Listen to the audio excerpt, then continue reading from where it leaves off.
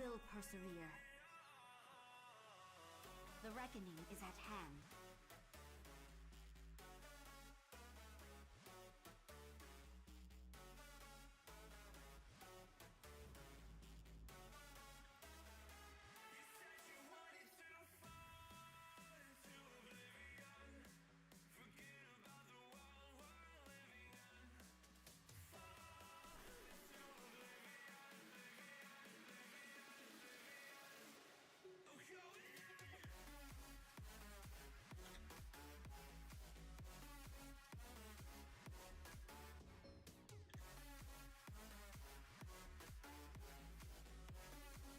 Our enemies will fall. Remember the sun well. Remember the sun well.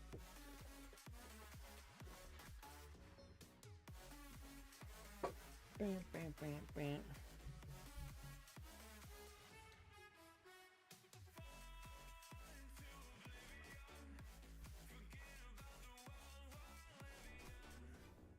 Into oblivion. Warm wishes to you. Remember the lessons of the past.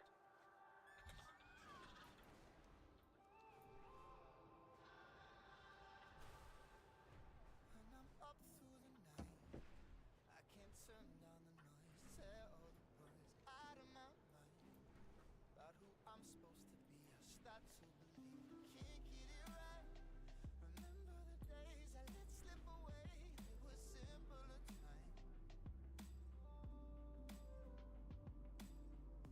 Mama told me before you leave, if there's only one thing you remember from me, child, when you're out on your own, a million miles from home, feeling the weight of the world on your shoulders. Child, don't forget who you are. Don't lose your head or your heart. I'll bet my life on the stars. You'll be dancing, dancing on the moon. I'll bet my life you'll be dancing on the moon. I'll bet my life you'll be dancing on the moon. I'll bet my life you'll be dancing on the moon. Dancing on the moon.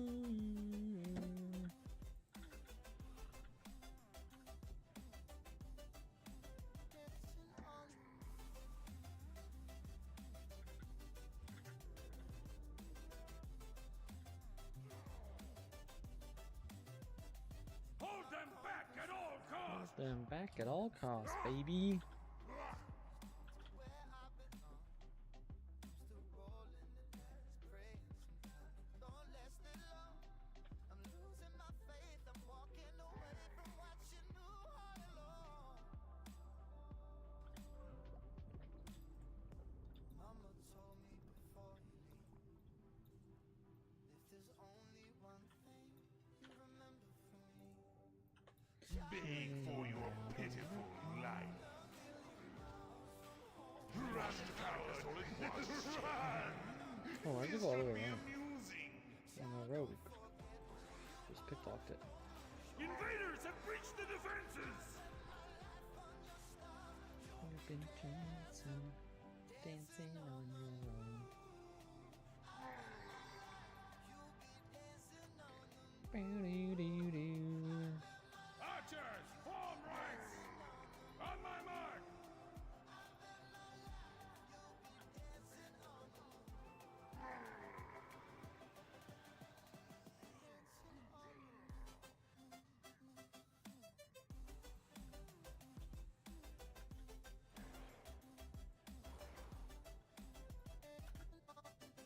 Get ready!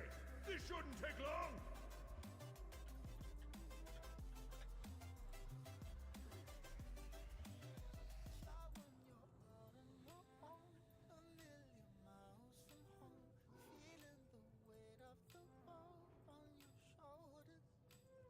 Child, don't forget who you are. Don't lose your head or your heart. I'll bet Ours is the true horde.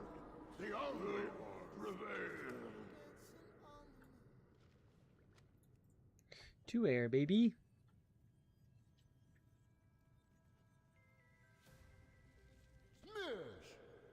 Smash. Why don't you let me do the talking? Why don't you let me do the talking?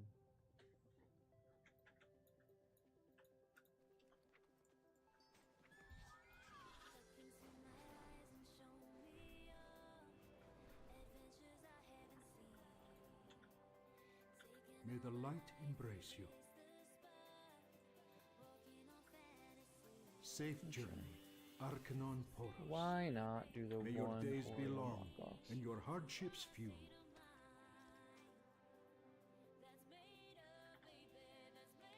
Doesn't look like anything fun.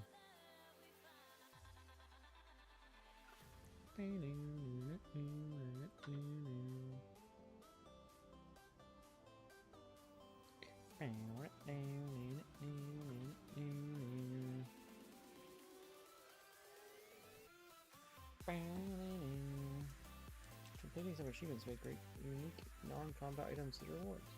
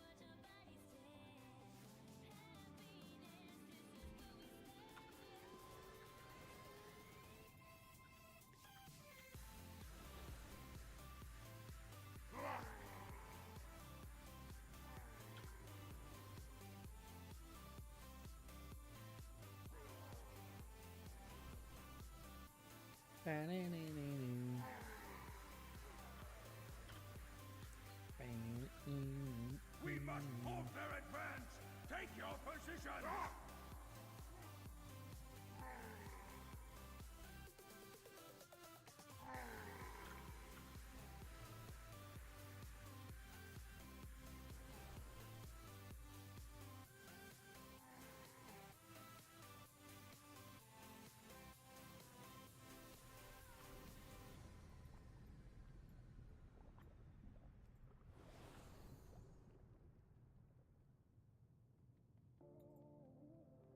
Your pain amuses me.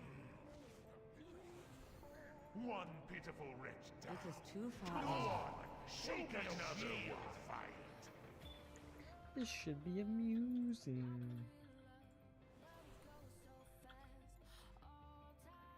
Invaders have breached the defenses!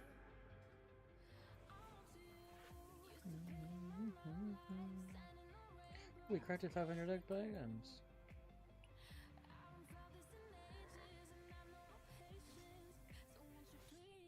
Archers, form ranks! On my mark! Ready! Aim! We've done 2 for the village again. Ugh.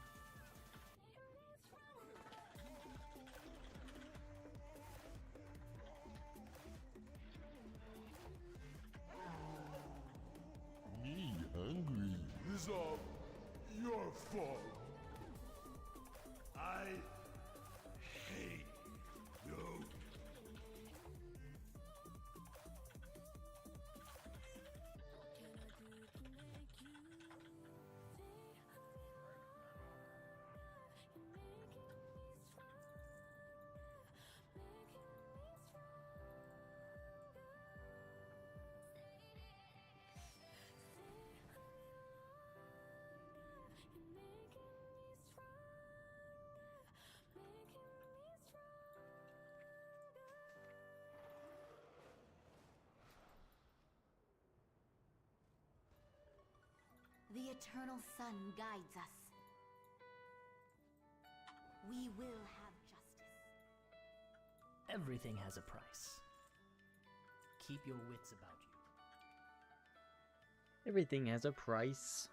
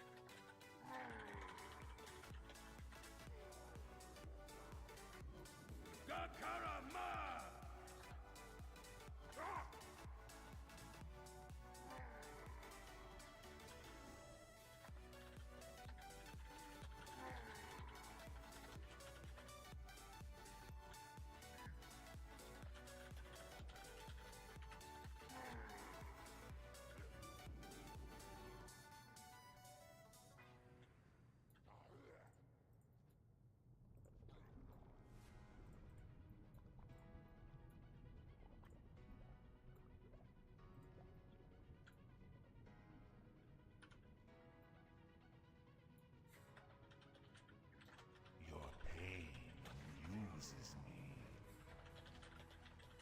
One pitiful wretch down. Go on, take another one. Come on, show me a real fight. Show me a real fight.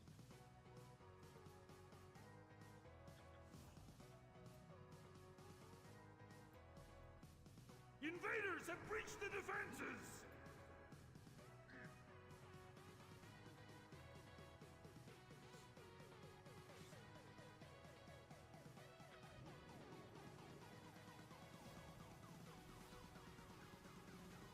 Archers, form ranks! On my mark! Ready! Aim! Fire!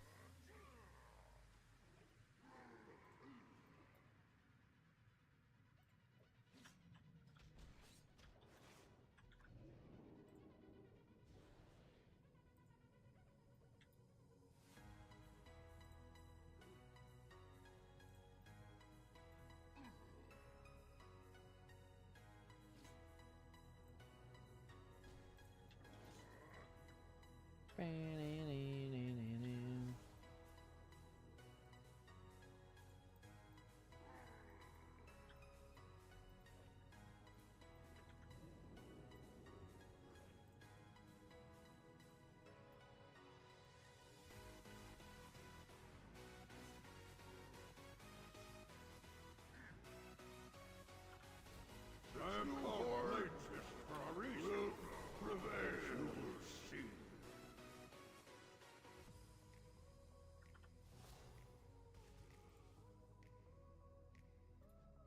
Earth. fine. Replacement quickly! Warriors, step up!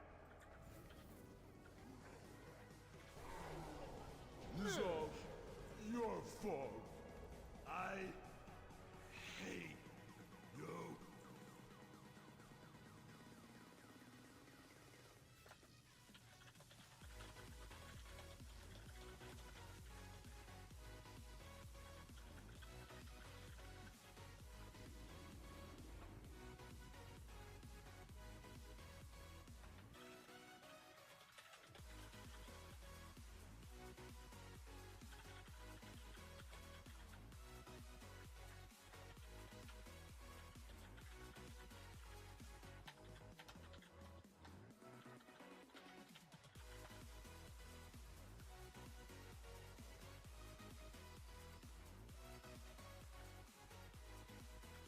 What do you see?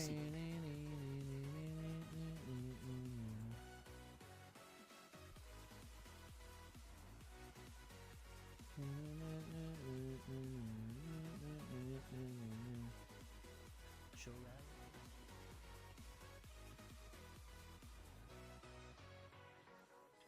Baladash Malinore.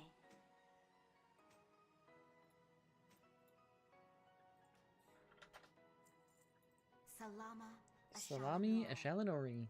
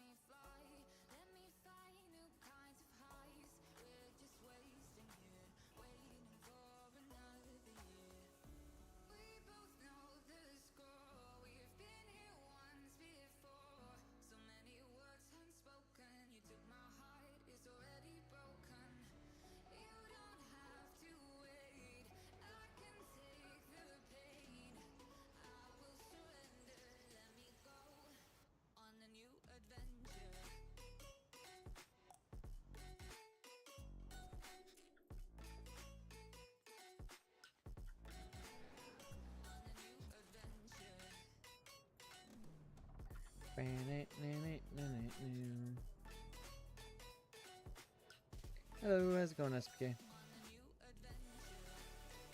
How is she going?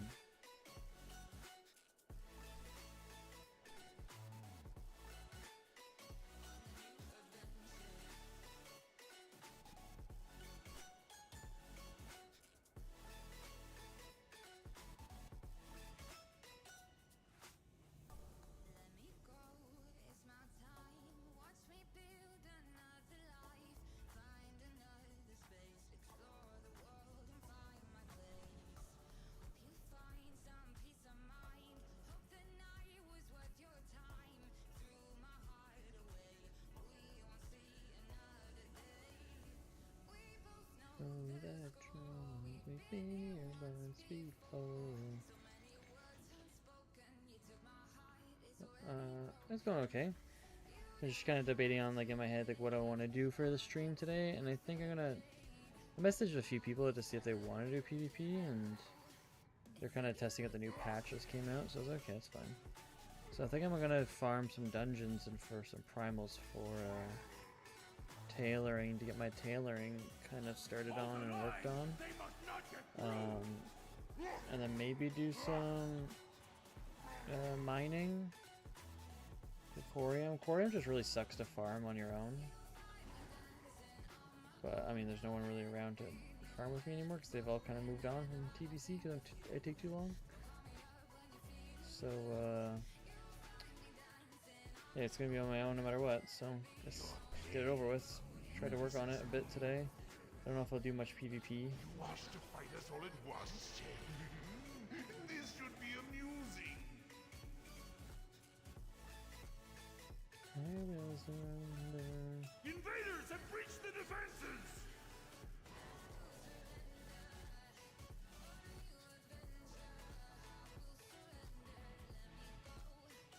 Here's a new adventure.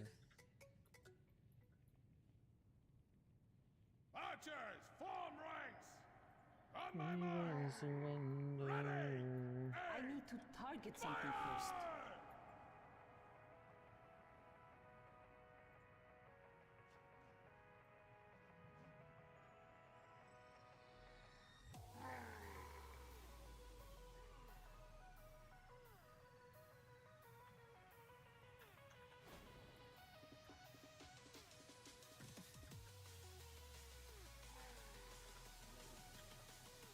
We'll see.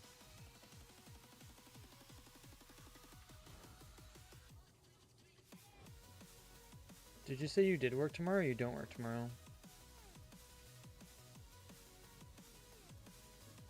I'm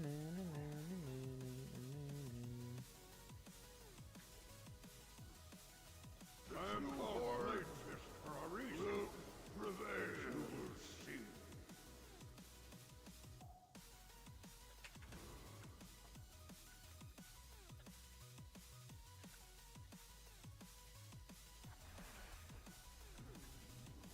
Ye hungry? You're always hungry. This is all your fault. I hate you.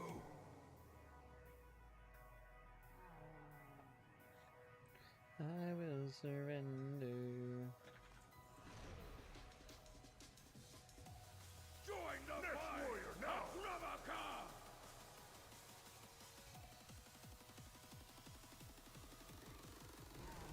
Form up! Let's make quick work of them!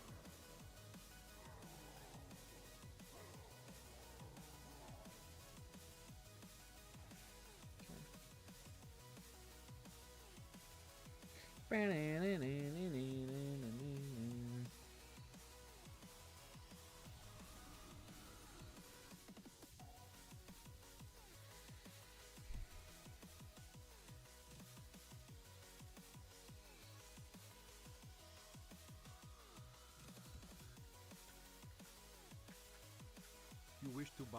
Ooh, I wanted to Trade? check, essentially down here. I want to check when the Jays game was on. Oh, it was already over, 5-1. So they won that series as well, didn't they?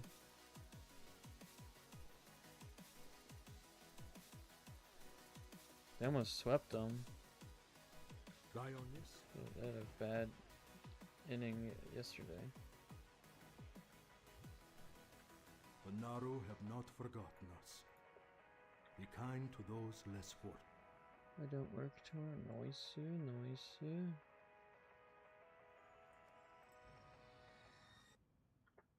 I will surrender.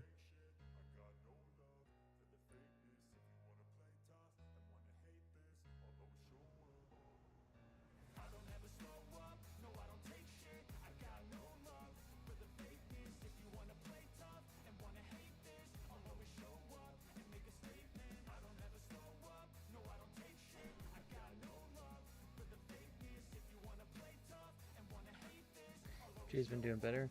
Well, the pitching's been doing better. The batting's still terrible. Well, it's not terrible, but it's better. It's not. Their pitching's been what's really good. The batting's not doing that great.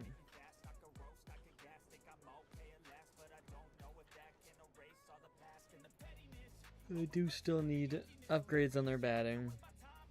Or to just do better. Get off of me, this ain't no humble brag. I'm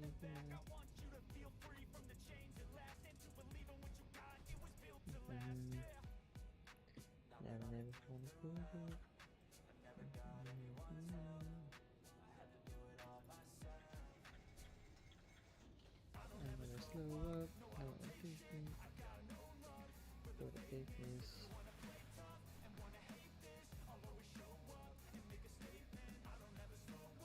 I'm out of range.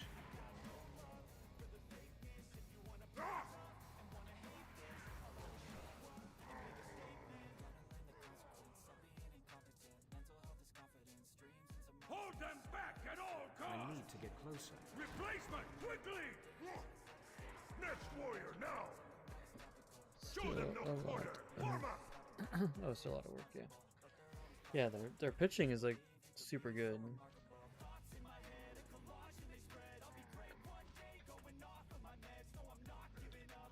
What they're batting. It's mediocre. It's like 28th in the league. Last few games it may have gone up, but before that. Show them no quarter! Form up! Don't waste your time on that. He's weak! You wish to fight us all at once? This should be amusing! Show them no quarter! Form up! Make a statement. Invaders have breached the defenses!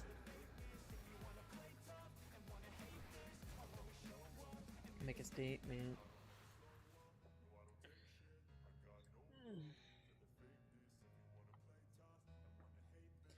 I freaking passed out yesterday. Archers, form ranks! On my mark! Ready! Aim! I literally got off stream, laid down, and I was probably out within not that long.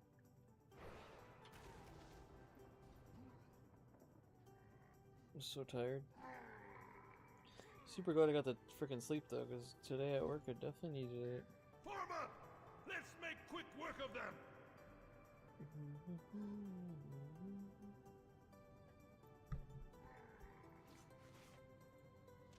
It's too far away.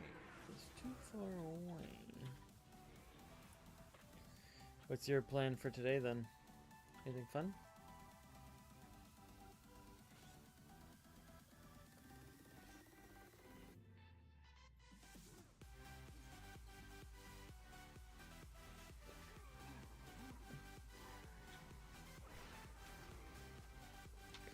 Anything fun? I'm out of range. It's too far away. I am called Blades here to try and choose prevail.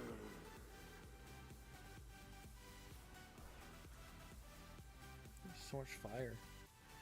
Almost every time I've got fire. Ye hungry. You're hungry. You're always hungry. You're always hungry. Replace them quickly, Makurata! I feel that. Is all your fault. Let's make quick work of them. Hey, you.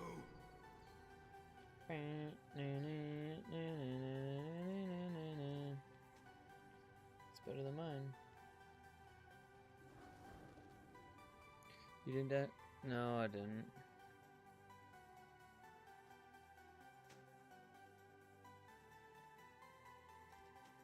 You can do it right now.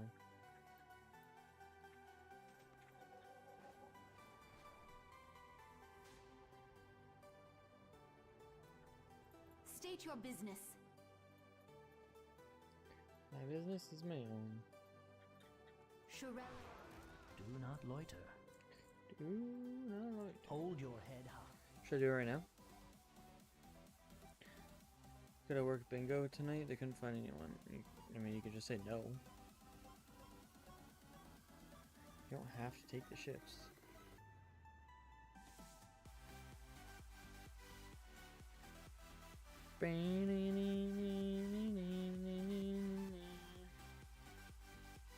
All the small things.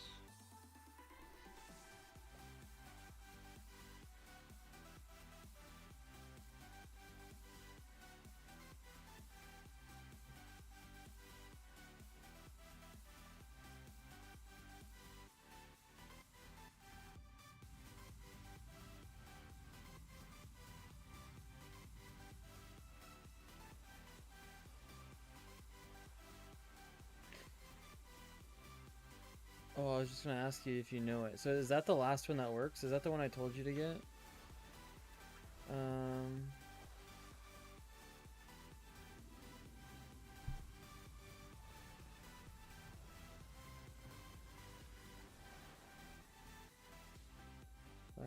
5.1.7-9.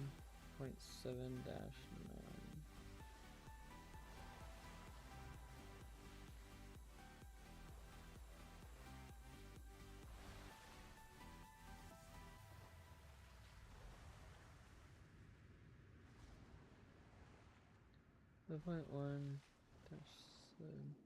This one. See what happens.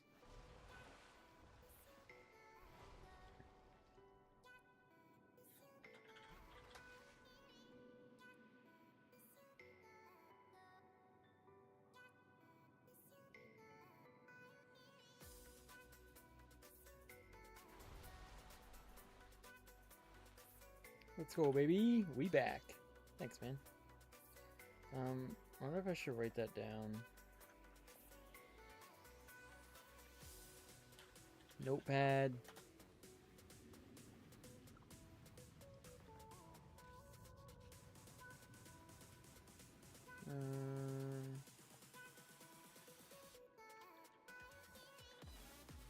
ATT add-on. I'm literally trying to copy and paste what you just wrote. Okay. So I always have that now. Shake, yeah. Oh, frick, why did I do that? What if I go backwards here? Am I gonna get better luck if I go backwards? Never gone backwards before here. No corium.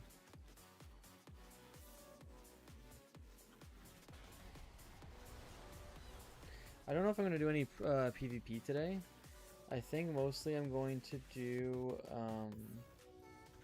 I'd like to do some corium farming. But I'm going to just do mostly moat farming for... what's it called? Tailoring.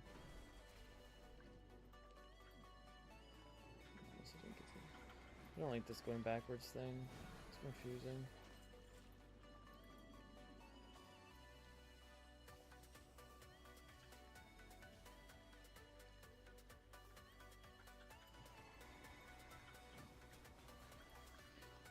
I don't really care which one it is, as long as it works, ATT, I'm fine.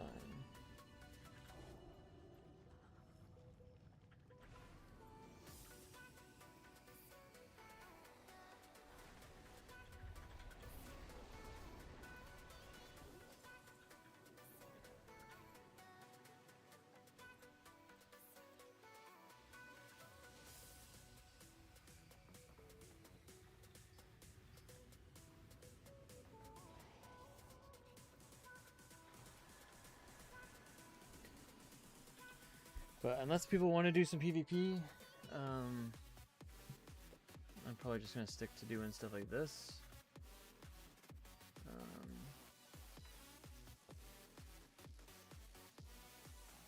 But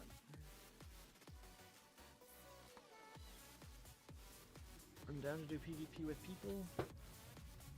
But if no one wants to do it, I'm probably just going to take a break because I feel like I gotta keep doing PvP and I don't want to be too boring.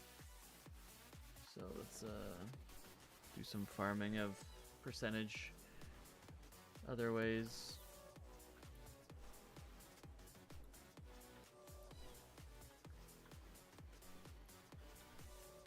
It'd be nice if I can start getting some people to actually do some PvP with like just battleground queuing for 2s, for 3s, for whatever. I will survive. I'm a survivor.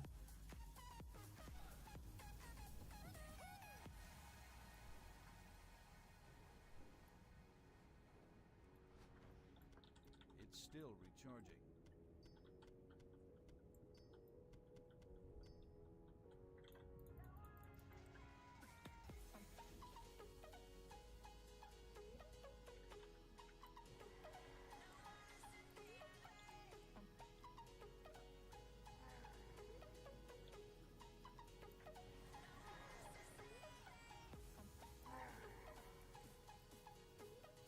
Hold the line! They must not get through! Ah!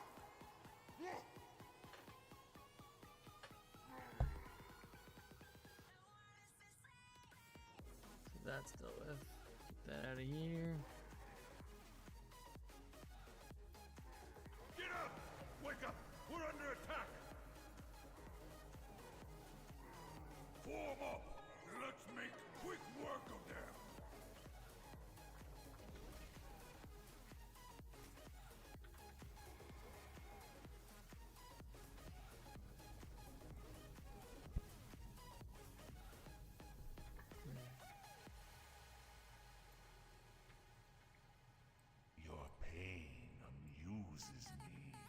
pain amuses me.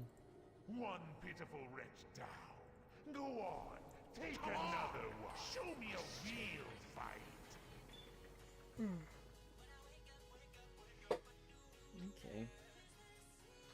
Okay. Okay. Invaders have breached the defenses!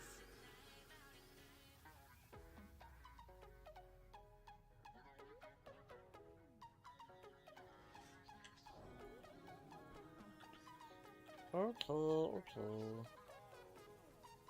Archers, form ranks!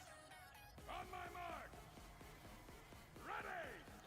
Aim fire.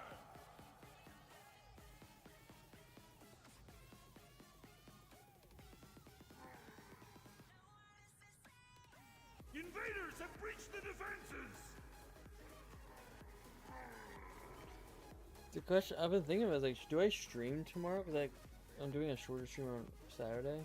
Do I stream tomorrow or do I edit? Archers, form And I was thinking about on my mark! I think I am gonna stream, and then because I have to go out Saturday for like 2 hours.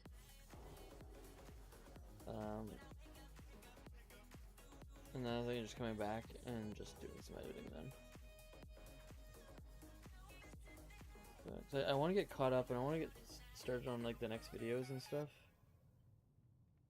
I was gonna do it yesterday, but I was so tired I just passed out. Out hard from your bones will prevail. Smeesh. Why don't you let me do the talking? Smee. Hey, replacement quickly! Step up! Warrior! Step up! Call!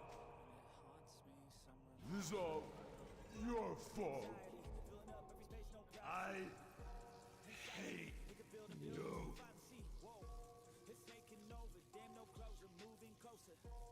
No exposure, I just wanna be a loner.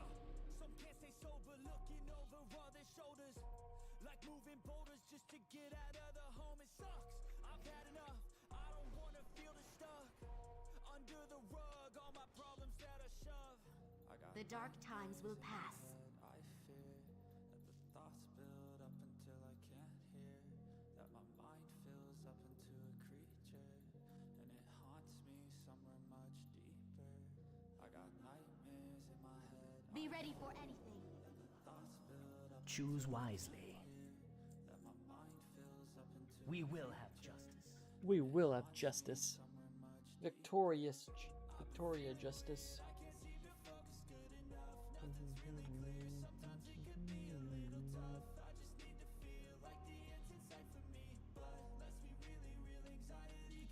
Yeah, stuff.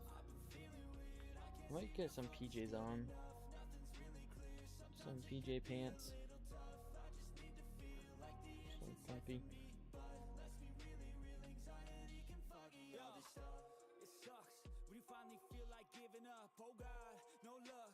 Everything feels like you're sticky stuck. I'm lost, handcuffed to the bed where I sleep. Don't give a fuck, can't stop. Unplug, feeling overwhelmed. I think I've had enough. Gotta find a way to get some energy. Gotta find someone who's a good friend of me. I need purpose to make it all worth it. I'm still searching and I'm still learning. I want a life that's filled with memories, not a life with regret in front of me. I need focus to keep me from 3,000 honor, eh? My goods are one of a kind. May my goods serve you well. 3,000 honor. Ooh, it's at top now. I think I have 331 every piece now.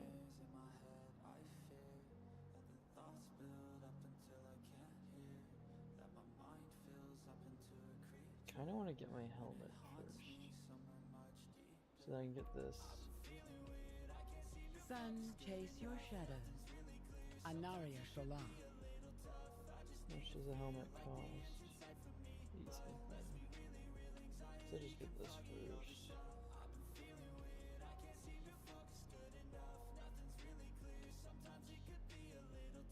I think I go helmet.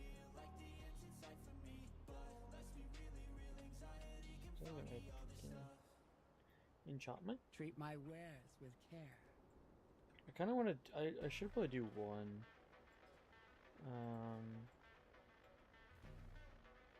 Ooh, do I really want to do that first though?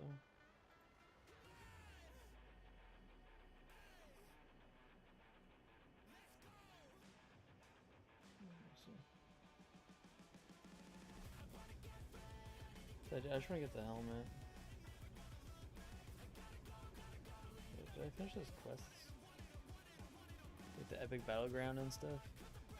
I should probably do. I just want to get that piece to get out of the way. Slayer's Rise, ready for turn-in.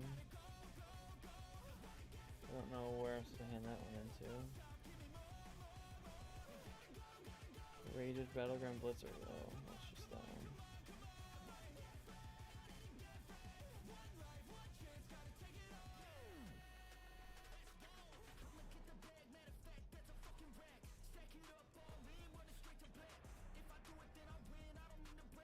Well, here we go.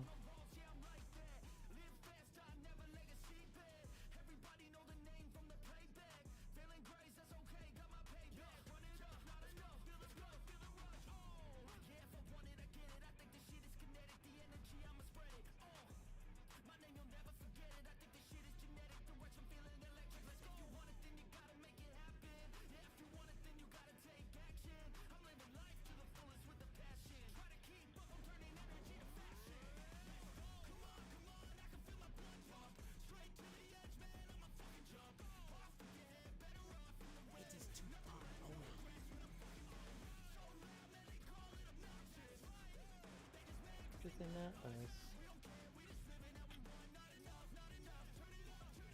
So I don't want to get too far because it's just gonna kick me out.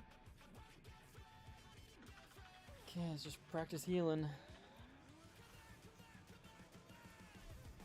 See how she goes.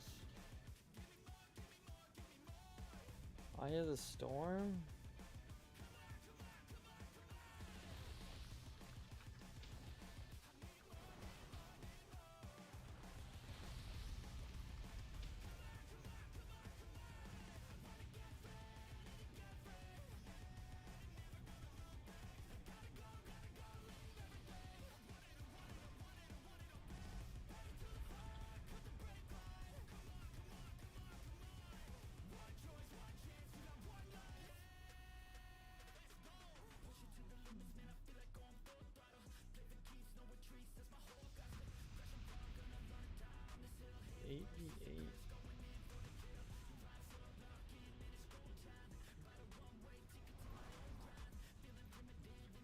No, where's AP?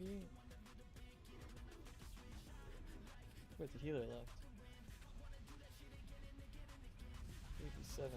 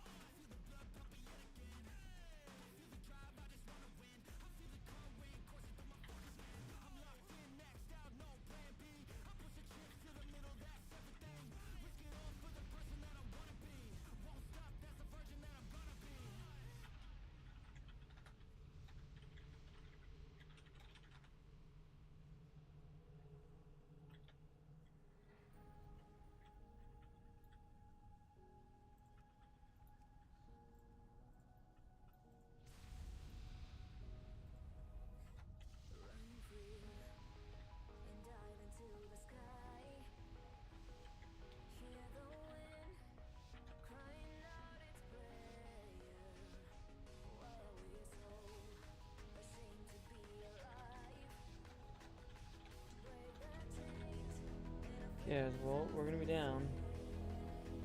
87, I guess. One healer versus two. Love that.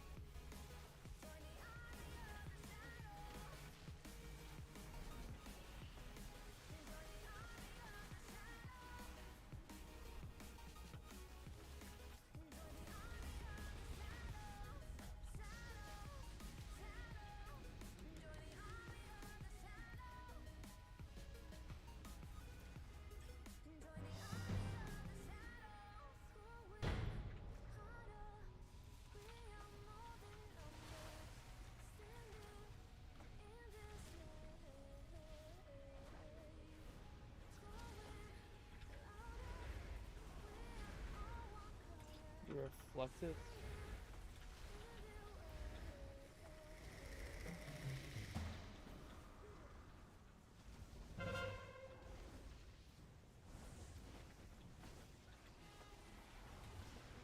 I do not have a target.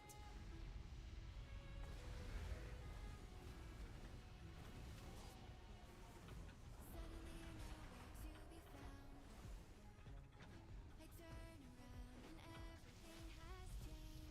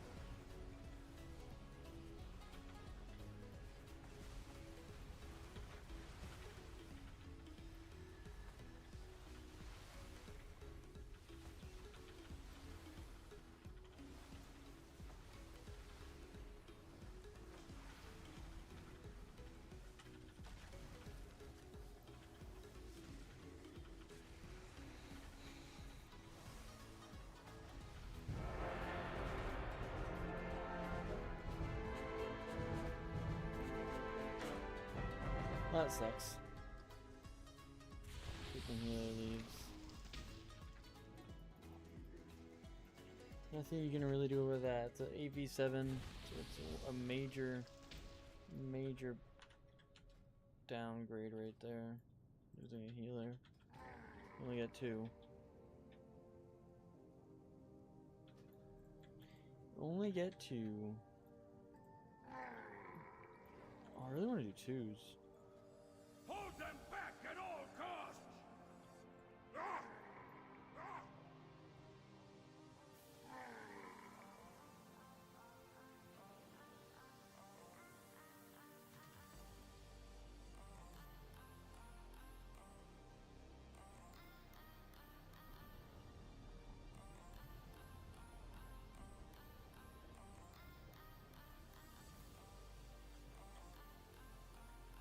Run, coward! Run! You can have that one. I no longer need Wash to fight us all at once. This should be amusing.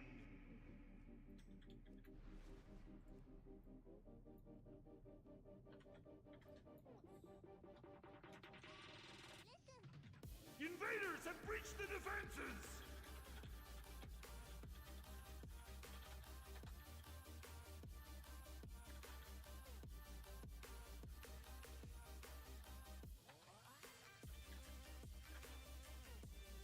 Archers, form ranks!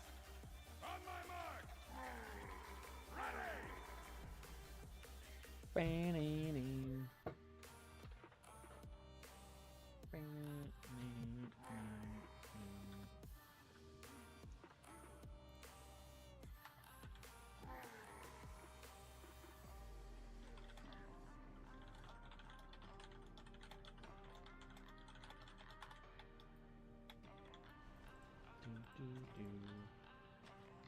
Anyone? I want to try to do some 2s, man.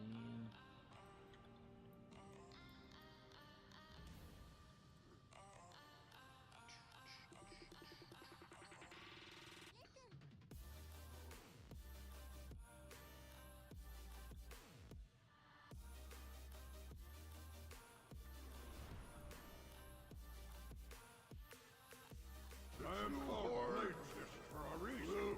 Prevail. You will see. Me hungry. I do not have a You're target. always hungry. That's why we're so fat.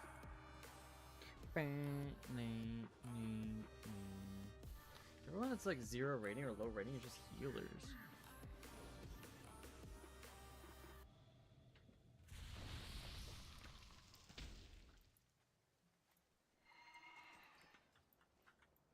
I have one-of-a-kind items.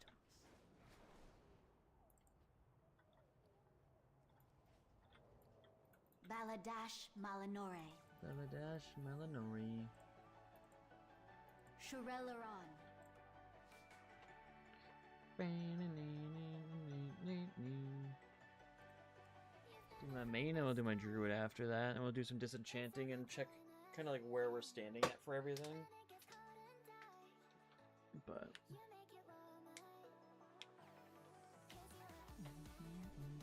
Hans, you gotta get freaking midnight already. Hans, come do some PvP.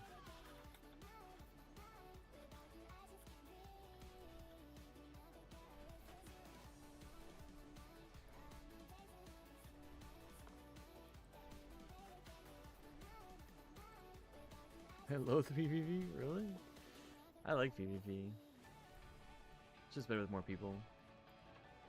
I don't take it like competitively, like I just play for fun, is the thing, so like if I lose, I lose. I just look at what can I have done better. Whose fault is it? But no, I don't really care. If I lose, I lose. I just wish Blizzard would change a few things, like just being able to be stun locked the whole time, like it's not really that fun.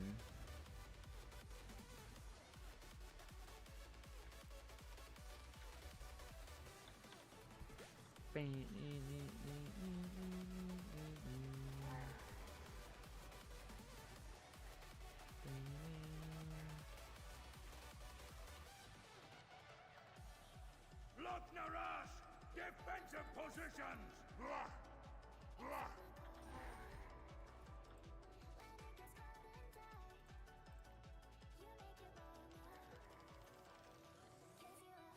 Plus I'm 80. Yeah, that's why I say you gotta get midnight. Get 90.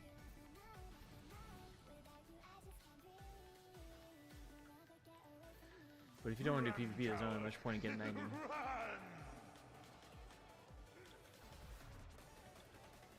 You want to fight us all at once? I'm really, I mean, I was really bad at like 2s and 3s for like damage, because I was trying like warrior.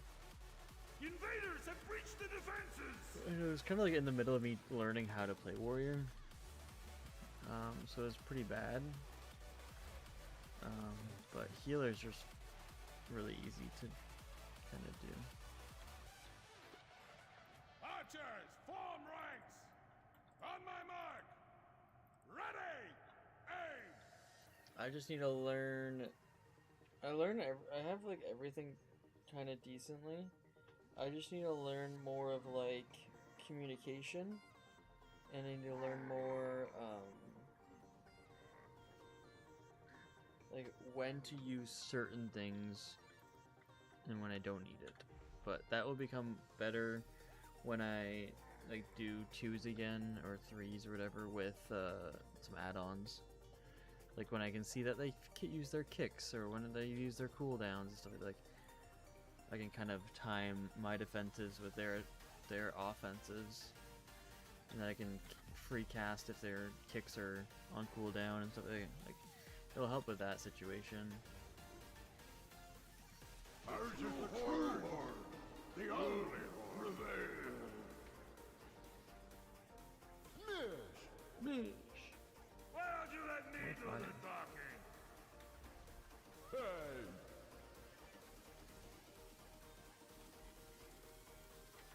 Where's my support? Where's my super soup? This is all your fault. I hate you.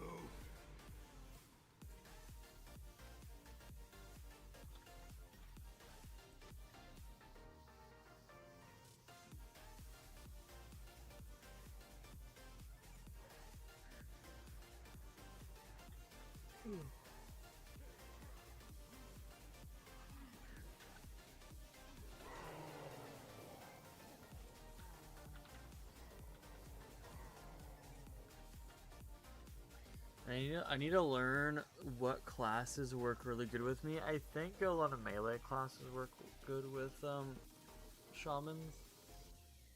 I think. I don't really know. I mean, at low ranking and stuff, it doesn't really matter. You just kind of play what you can.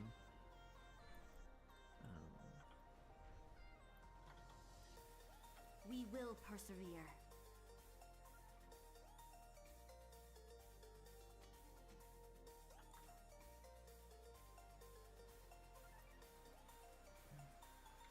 Salama.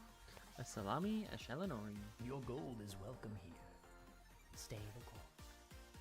Stay the course. Okay. Let's see what. Actually, we have to do one more on my druid.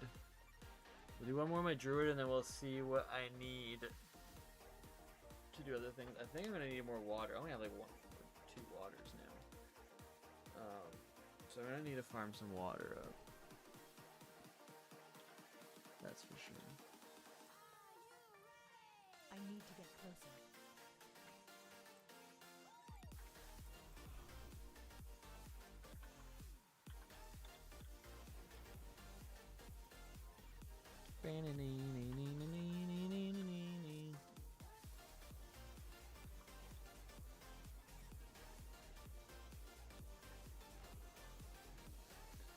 Once I get more people like on my BNet and stuff, I can do like kind of like the broadcast and be like, oh, who wants to do some PvP? Who wants to do this? Whatever, and just see like should get some people queuing. Oh, what did I just do? I forgot I was holding control and I was hitting buttons on the side of my mouse. And I accidentally hit 1 after that, so then I went into freaking cat form, and then I hit travel form like last second and died. Doit.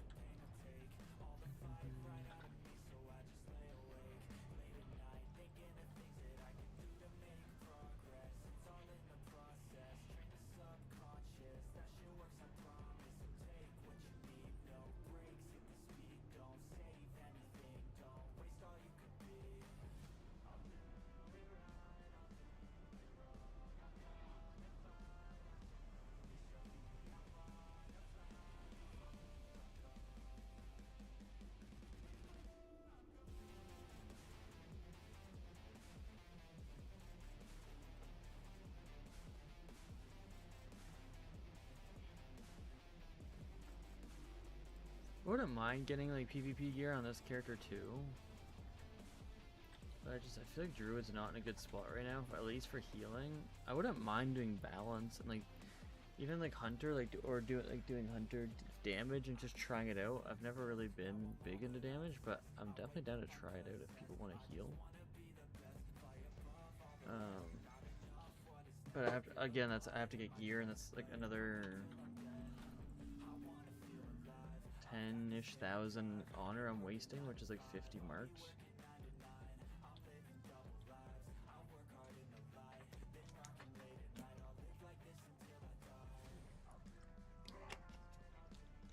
We must halt their advance! Take your position!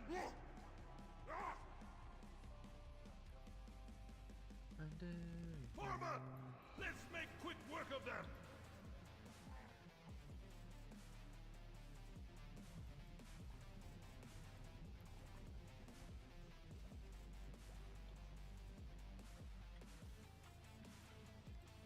Your pain amuses me. One pitiful risk. Show me a real fight. Take another one.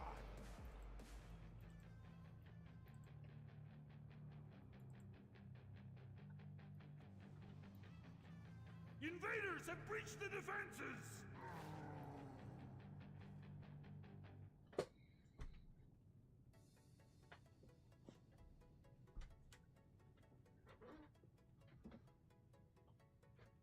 A lot of the druid abilities as well, I'm not a big fan of. Like, I think they've changed. Yeah, they've changed Innervate to like to regenerating mana, which is better than what it was. I didn't like what it was, but the mana is not really useful. The only time mana is ever useful is basically in a raid fight, like a high-end raid fight, and a high-end like threes match. It's kind of the only times it's ever really useful. Mana just kind of, they just made it irrelevant.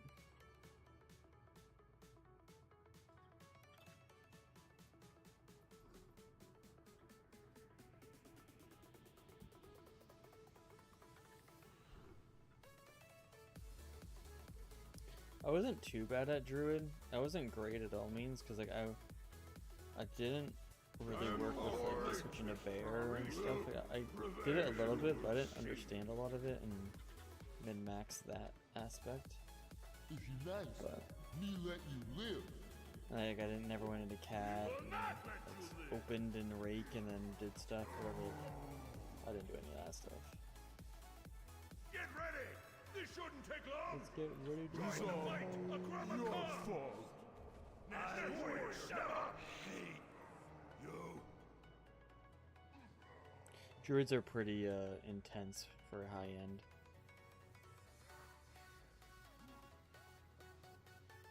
Just wait for those guys to show up.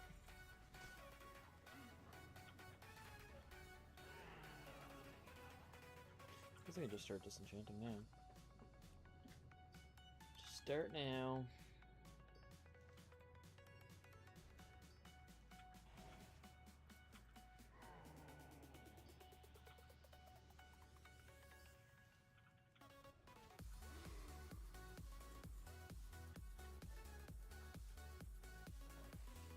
I even get more fire. I got like freaking 20 fire today. It's crazy. It's gonna be good for me, but We'll see.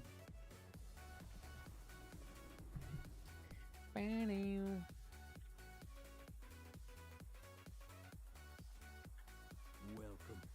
Browse at your leisure. Browse at your leisure. Open your heart to the light. Open your heart. This is what dreams are made of. Hey now, hey now.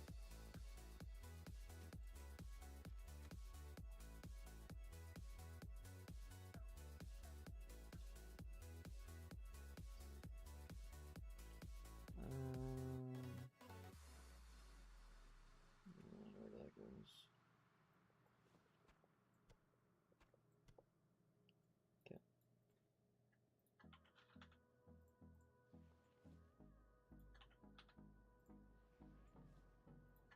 I have 4 waters, Be well. which isn't too bad. It's nowhere near Each what I day need to. is a blessing. Dionys Akar. Dionysakar.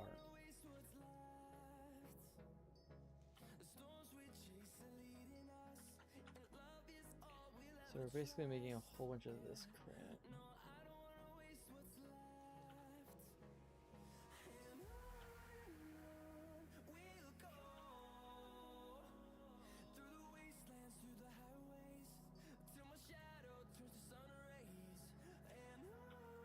Spellcloth. Okay, so I can make 18 spellcloth.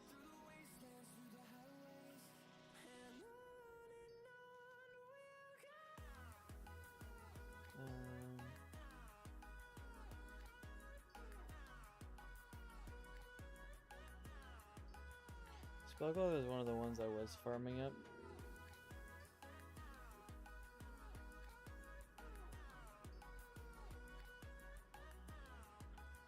Which I actually don't really need. I need shadow cloth the most. So it might actually just be a farm of. I think it's either I need to go get waters or I need to go get what are they called? I need to go get water or shadow. We'll work on that. Moon cloth.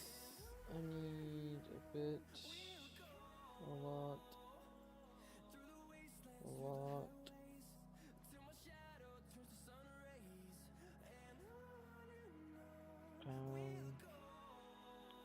I'm just trying to make all 18 spellcloth here. Spellcloth. So I need 6. Keep going to the freaking top.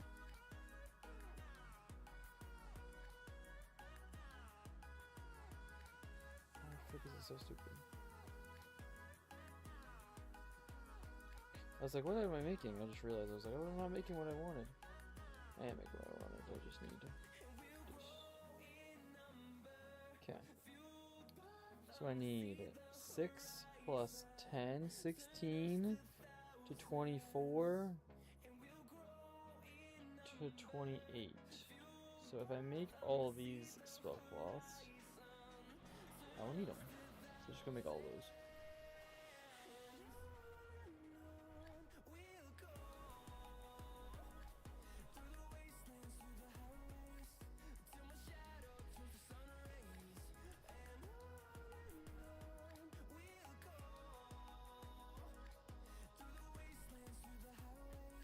I need another storm.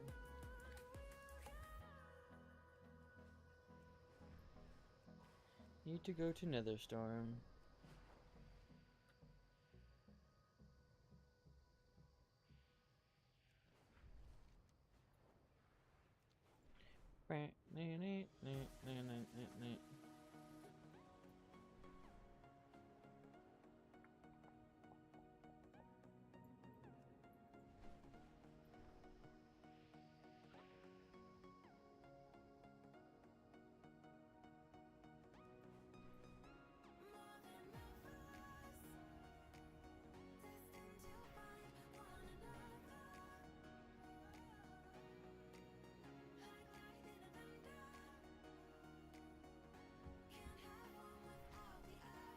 go sit down here, and we're gonna craft 18 of these bad boys.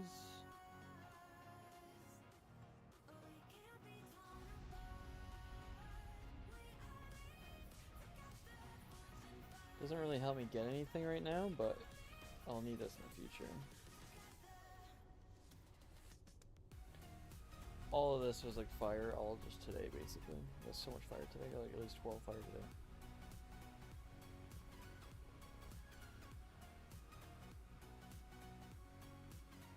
Okay.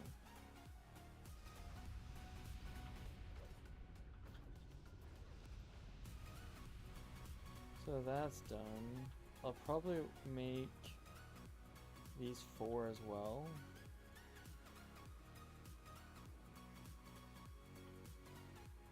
What do I need for shadow cloth? Iron shadow. Key.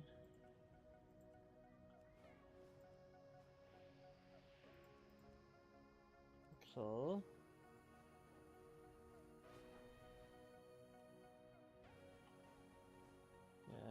I do want to get shadow cloth up and just get my shadow cloth done with, but that's like so expensive and it's like a lot of things I need. I don't have to worry about what's it called? I don't have to worry about primal mites right now because I don't have any corium.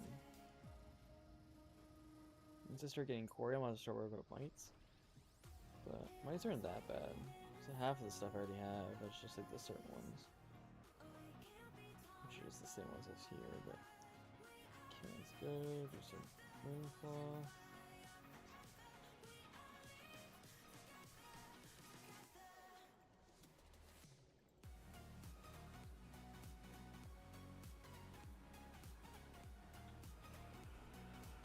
I remember I accidentally made this stupid bag before. Didn't mean to. Okay. Maybe over here now, probably. So that's all done. Open your heart to the light. That in there, that in there, that bank. Dink, dink, dink. Dink it and sink it. Remember the lessons of the past. Yes, there's actually not much I can do here. I need more moon cloth for a lot of them, and I need shadow cloth. So let's go on my warrior and let's look for some shadow. See if I can find any shadow, and if I can't, if I don't get very good luck, we'll go on my paladin and do some more Zangar Marsh runs for some life and some water.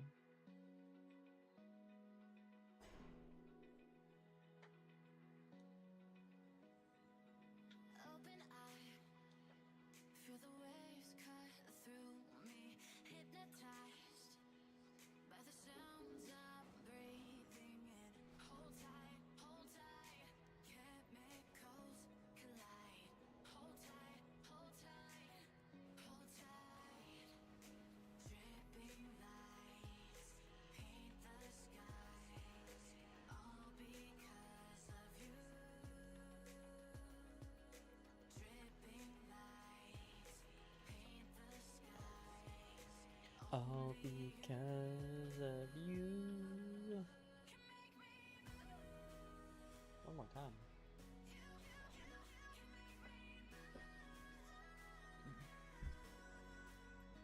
To make me move.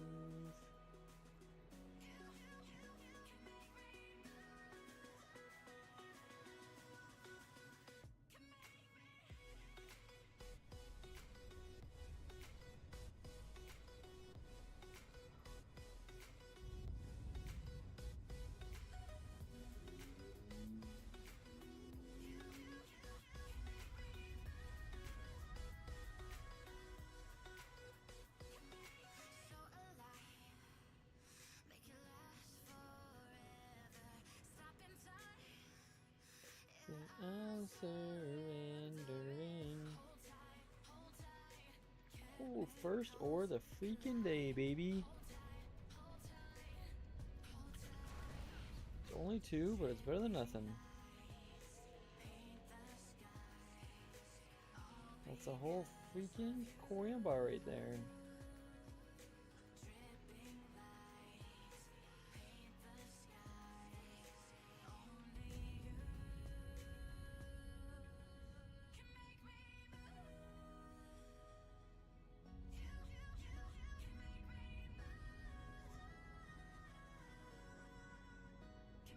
Let's freaking go. Massive.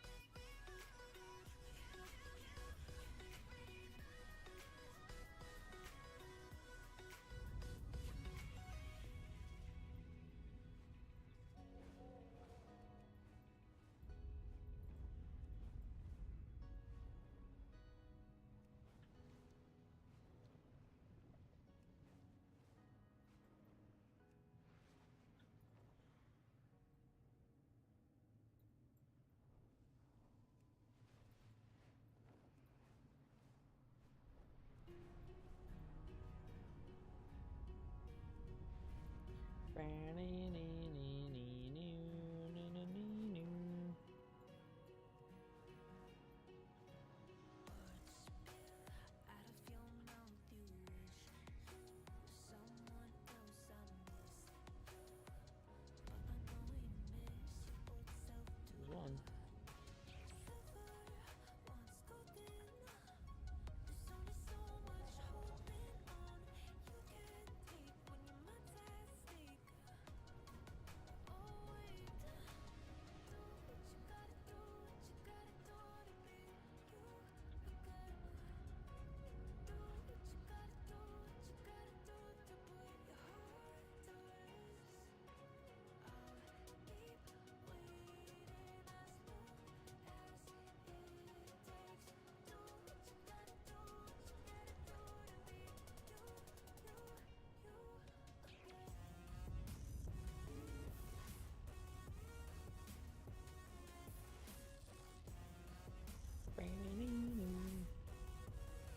Ooh, another one.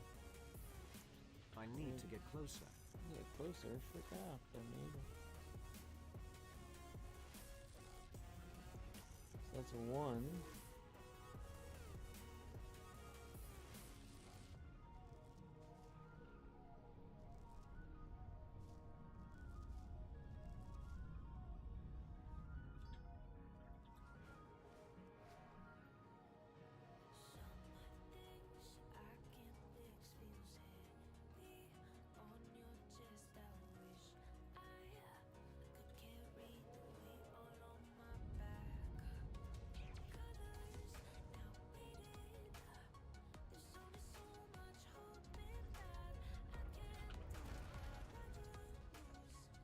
Ding, bing, bing, bing, bing, bing, bing.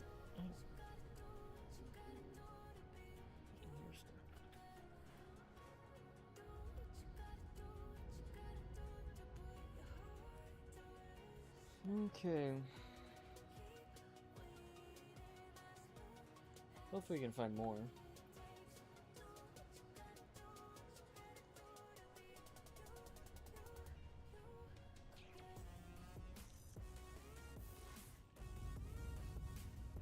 Corium is the big one.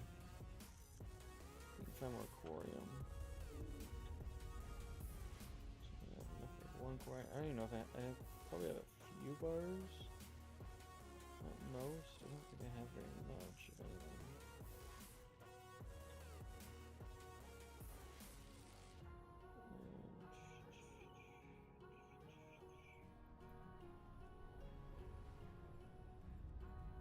I have one bar on me, so that's 2 bars I have. 2 out of 20 for the first item. At least I need another 100. Oh, baby, a double. Another 2. Both lowest rolls possible. It's better than nothing. Better than nothing.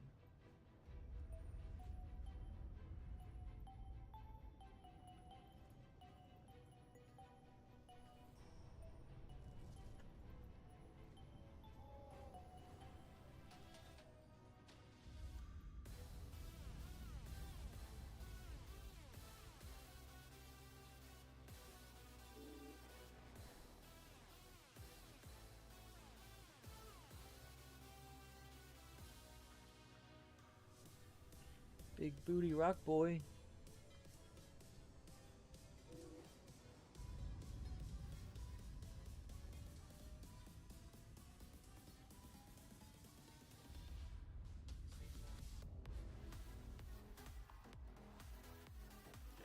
I wonder if I could do something like this.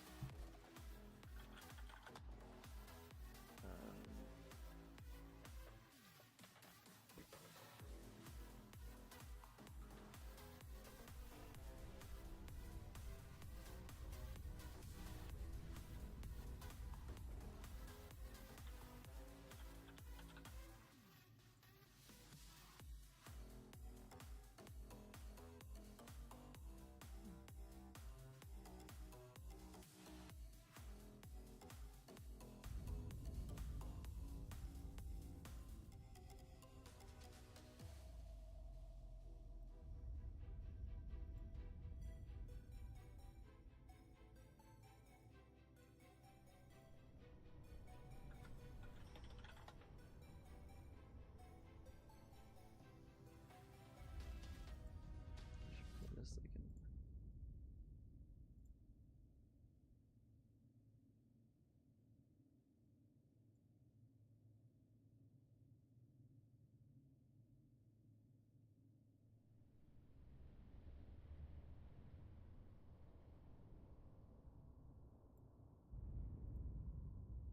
To the library, everyone. Today, our tale takes us into the depths of Azeroth's history as we uncover the lore of Duskwood. Duskwood, once known as Brightwood, resides within the Kingdom of Stormwind, nestled in the southern central reaches of the Eastern Kingdoms, positioned to the south of Elwyn Forest, east of Westfall, west of Deadwind Pass, and north of Stranglethorn Vale. It now exists under an everlasting darkness, a transformation brought about by the malevolent magic unleashed by Medivh's demise. This once scenic part of Elwyn Forest now stands shrouded in gnarled trees with a thick black fog covering the woods, invoking an aura of intrigue, a land of mystery we aim to unravel in this very narrative. The story of Duskwood commences a remarkable 10,000 years in the past, in an era after the fragmentation of the supercontinent known as Kalimdor into the recognizable lands of today in the aftermath of the Great Sundering, a time when the Night Elves reigned supreme over the lands. Their ascendancy stemmed directly from the bestowed power of the original World Tree, Nordrassil, situated atop of Mount Hyjal at the new Well of Eternity's location. The great dragon, Alexstrasza, imbued the tree with vigor and vitality, gifts that augmented the Night Elves' strengths. Additionally, Ysera's blessing bound the tree and the Elven Druids to the Emerald Dream, granting them unhindered access to her realm, previously accessible only through arduous meditation. However, the most crucial of the blessings came from Nosdormu, ensuring the Night Elves' immortality as long as the tree endured. Embracing this power, the Night Elves delved deeper into Druidism, establishing one of Azeroth's most expansive and formidable empires. Some Druids, driven by their relentless pursuit of knowledge, ventured into forbidden territory by assuming a Druid form deemed taboo to combat the Satyrs during the War of the Satyr. For a deeper insight into the events surrounding this conflict, explore our dedicated tale, accessible through a secure portal provided in the description below. The aftermath of this war led to the establishment of the Cenarian Circle, a cohesive organization tasked with guiding and overseeing the practices of the world's druids. Among the founding members of the Cenarian Circle stood Fandral Staghelm, a venerable night elf renowned for his knowledge and wisdom. For millennia, Staghelm dutifully contributed his expertise to the Circle until a perilous revelation came to light. A peculiar metal known as Saronite began to emerge in various regions across the world of Azeroth. This mysterious substance is intricately linked with the old god Yogg-Saron. Despite the old god being confined within Ulduar, his ominous influence persisted. His black blood seeped into the world and crystallized into this Saronite. This malevolent metal possesses the capability to corrupt all it comes into contact with. The appearance of Saronite on Azeroth was first documented approximately 4,500 years ago, manifesting in areas such as Ashenvale, Crystalsong Forest, Feralus, the Hinterlands, and notably Duskwood, referred to as Brightwood during that era. When Staghelm caught wind of these widespread Saronite deposits plaguing the lands, It is rumoured that he bypassed consulting the Cenarian Circle and instead took matters into his own hands. In a bid to halt the spread of Saronite across the world, Staghelm and his closest followers secretly obtained 6 enchanted branches from the World Tree Nordrasil. They then strategically planted these branches in Ashenvale, Crystal Song Forest, Feralus, the Hinterlands, and in an area of Duskwood known to us today as the Twilight Grove. And from these branches grew the Great Trees. These Great Trees effectively purged the Saronite deposits from their respective regions. Encouraged by their success, the Druids planted the final and most significant bough in Northrend, where it rapidly grew into the world tree known as Andrasil. Over time, these great trees flourished in their designated locations. Despite their pivotal role in eradicating the Saronite, the significance of these great trees gradually waned in the ensuing millennia. They left many adventurers puzzled about their origins upon first encountering them. Each great tree is accompanied by a portal, and it is said that the Druids could utilize these portals beneath the great trees to traverse the Emerald Stream. Unbeknownst to the Circle, Yogg-Saron had exploited the trees planted by Staghelm, using them as a conduit to access the Emerald Stream. Through these trees, the old gods disseminated small seeds of corruption into the Dreamways, eventually polluting the dream and giving rise to what would later be known as the Emerald Nightmare.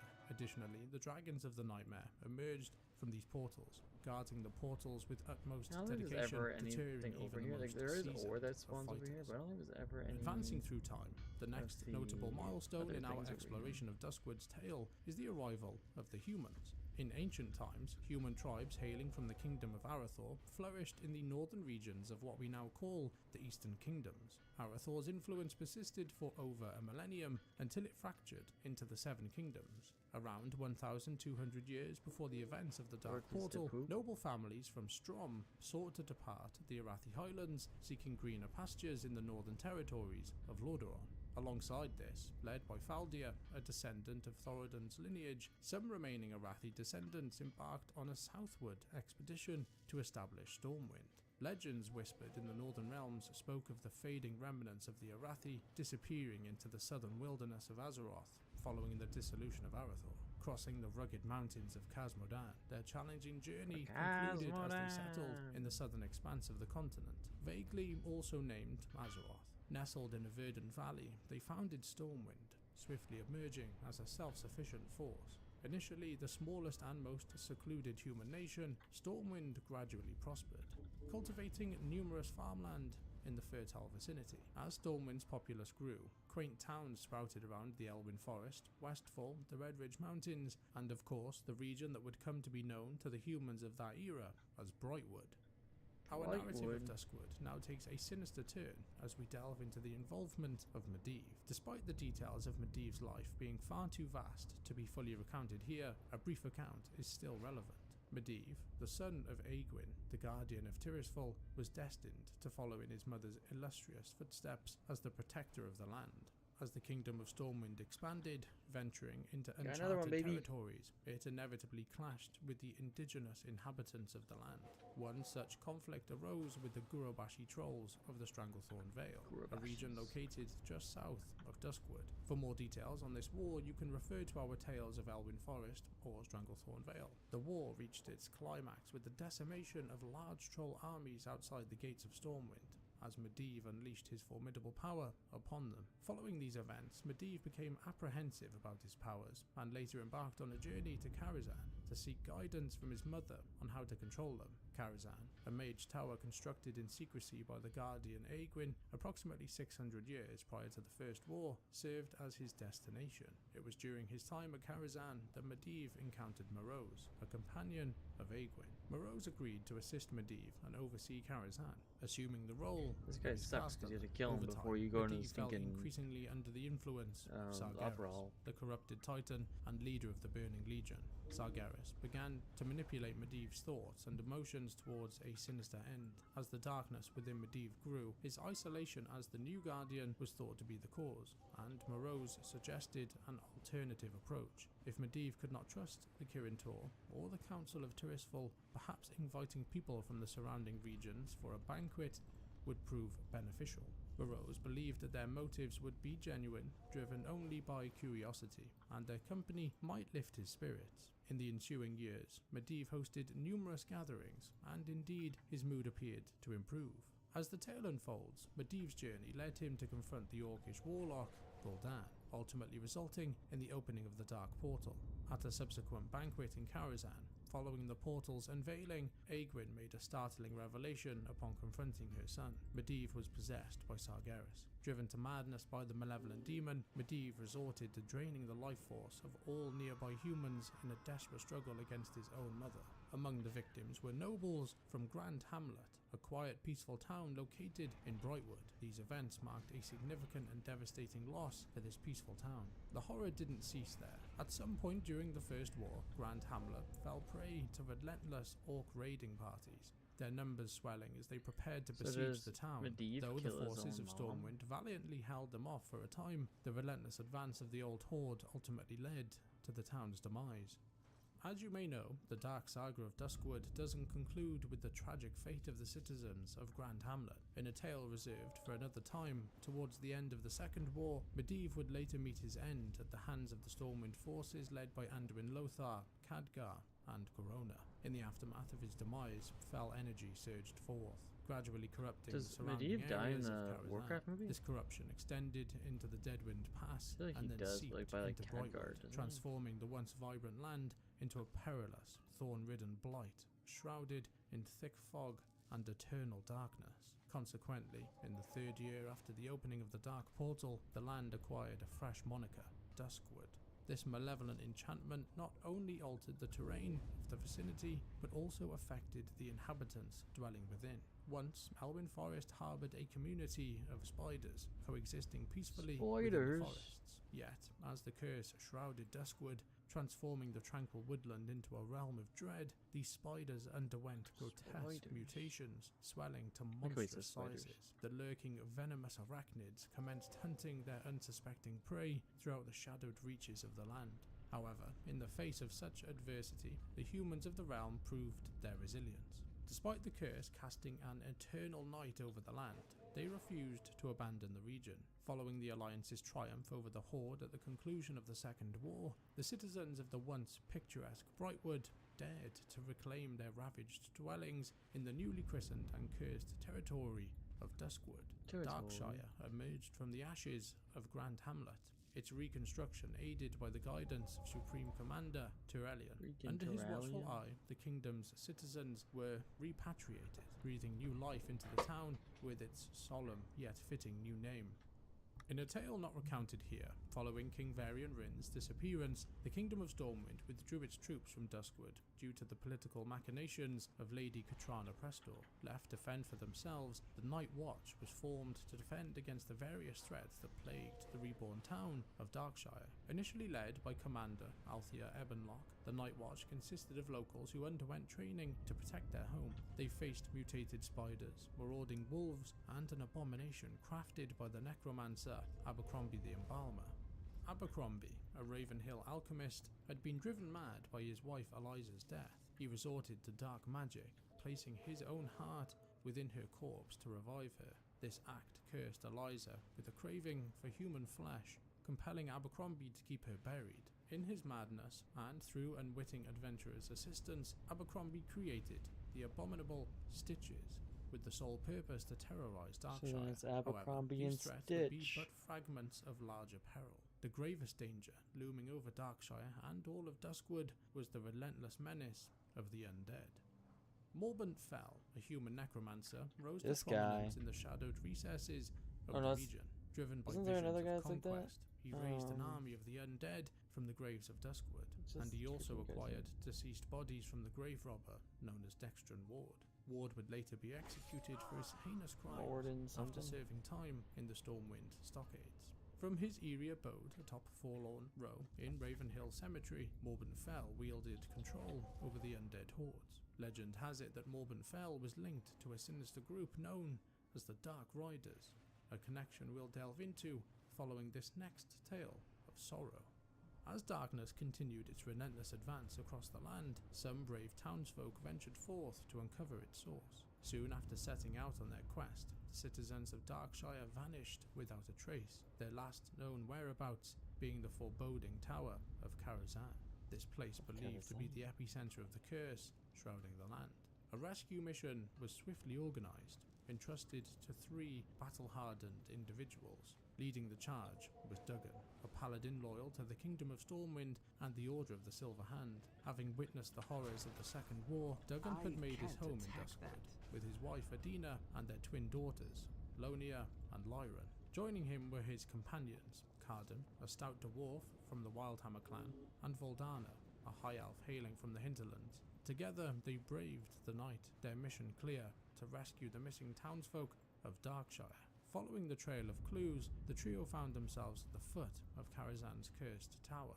Inside, they were met with chilling sights, tormented spirits haunting the corridors, echoes of lives lost within the tower's walls. Amidst the shadows, they encountered Terestian Ilhoof, a corrupted satyr, and in the ensuing battle, Duggan met his untimely demise. Though fate claimed their leader, Carden and Voldana managed to escape the tower's grip, fleeing the horrors within.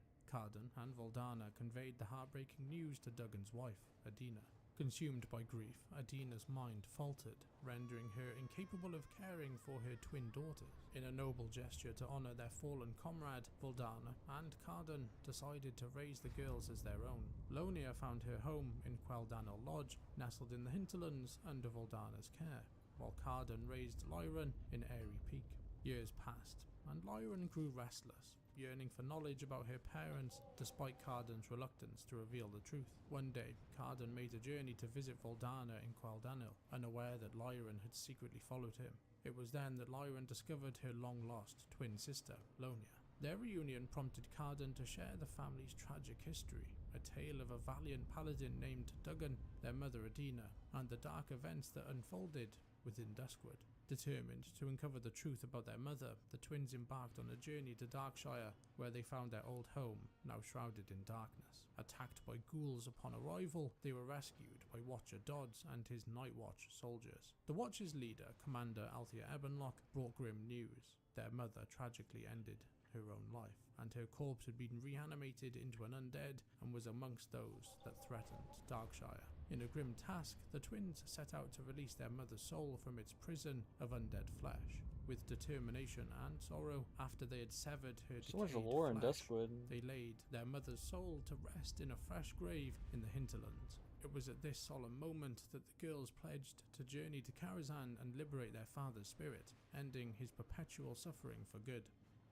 Years passed, and the twins, now young women, honed their skills. Lyran emerged as a skilled warrior, while Lonia, adept in magic, sought to contact their father's spirit. Duggan's warnings went unheeded by Lyran, who remained resolute in her quest to free him. In secret, they journeyed to Karazhan, where they encountered visions of the past and their father's tormentor, Terestian Ilhoof. In a fierce battle against their father's killer, the twins emerged victorious, but not unscathed. Duggan's spirit had intervened to save them from treacherous enchantment. Despite their efforts, Duggan's spirit remained bound to Karazhan. As danger loomed, the twins made their escape. Though they couldn't free their father's spirit, they found solace in knowing his resilience mirrored their own, a testament to their unbroken spirit in the face of the darkness. Transitioning from one sorrowful tale to another, Duskwood bears the burden of Death's stories, embodied by the intimidating figure of Morladim. Clad in armor, this skeletal warrior roamed the Ravenhill Cemetery in Duskwood, a testament to the tragedy that marked his mortal life and then his afterlife. Morladim, once known as Morgan Ladimore, epitomized valor and nobility as a renowned knight. His life's mission was to champion the cause of the innocent, the downtrodden, and the afflicted. Married at the age of 18 to a maiden named Elise, Morgan's life took a drastic turn when the Third War erupted in Lordaeron. Joining forces with Uther the Lightbringer, Morgan faced harrowing trials, witnessing the dissolution of the Knights of the Silver Hand, the fall of Uther, and the scourge unleashed by Kel'Thuzad and the demon lord Mal'Ganis.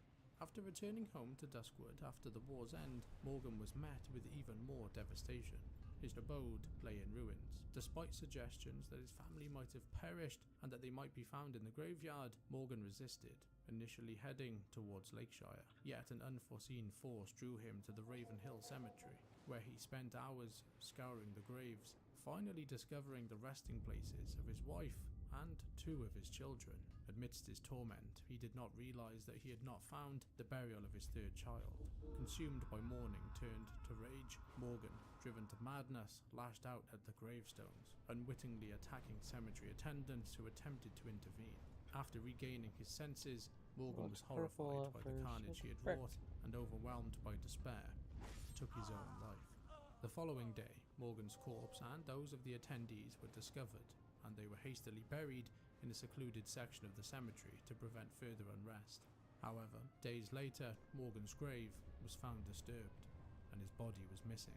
Cursed by his unrelenting grief and the innocent lives he had unwittingly taken, Morladim emerged from the grave, an undead entity haunting the very lands he once swore to protect, preying upon unsuspecting citizens. In the tale of Morladim, one citizen holds particular significance: Sarah Lattimore, the 3rd child, whom he had not encountered in the graveyard prior to his descent into madness. While Morgan believed his family to be all deceased, Sarah had actually survived and later joined the Night Watch, spending much of her life grappling with the circumstances surrounding her father's demise. Commander Althea Evanoff of Darkshire embarked on a mission to end the terror wrought by the skeletal menace. In the 25th year, she sought the aid of adventurers in her quest against the undead threat.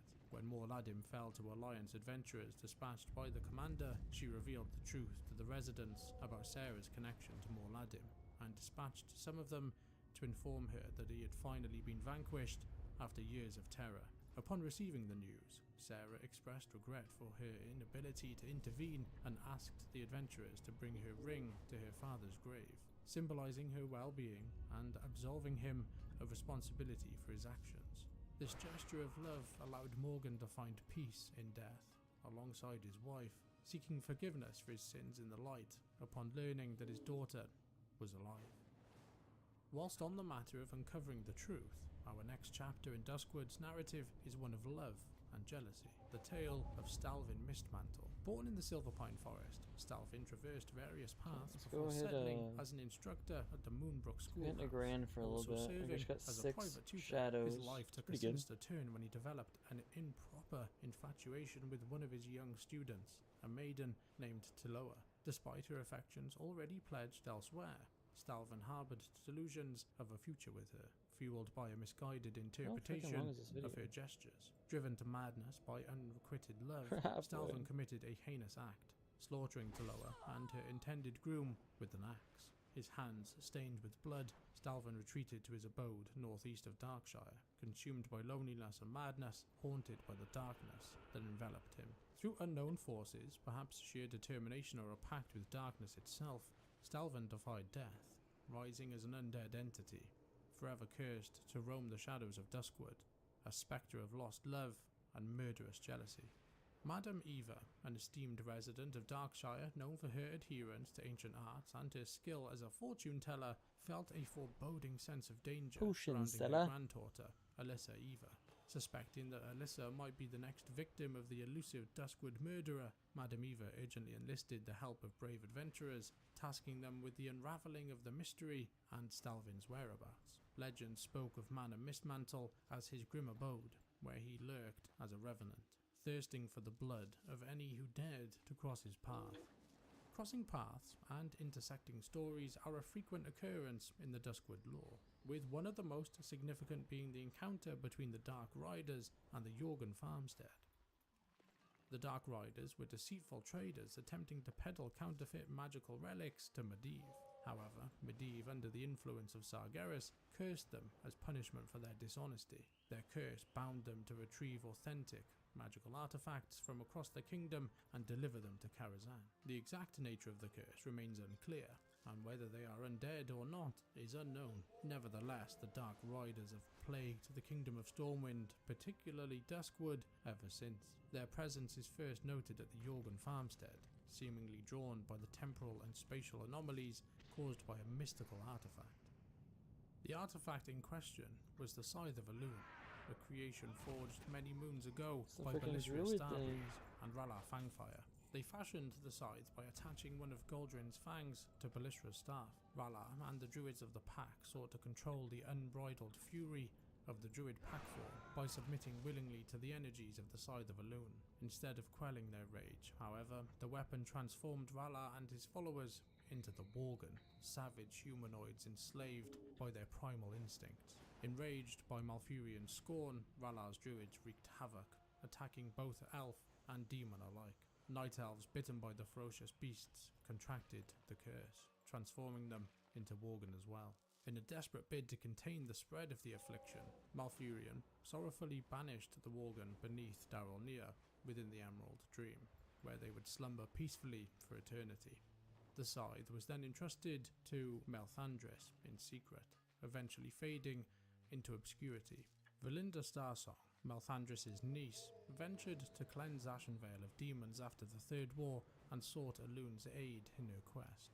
At the shrine of Melthandris, she stumbled upon the hidden Scythe of Elune. The artifact possessed the ability to weaken the boundaries of time and space. Holding the scythe, Valinda received a vision of chaos, the Worgen.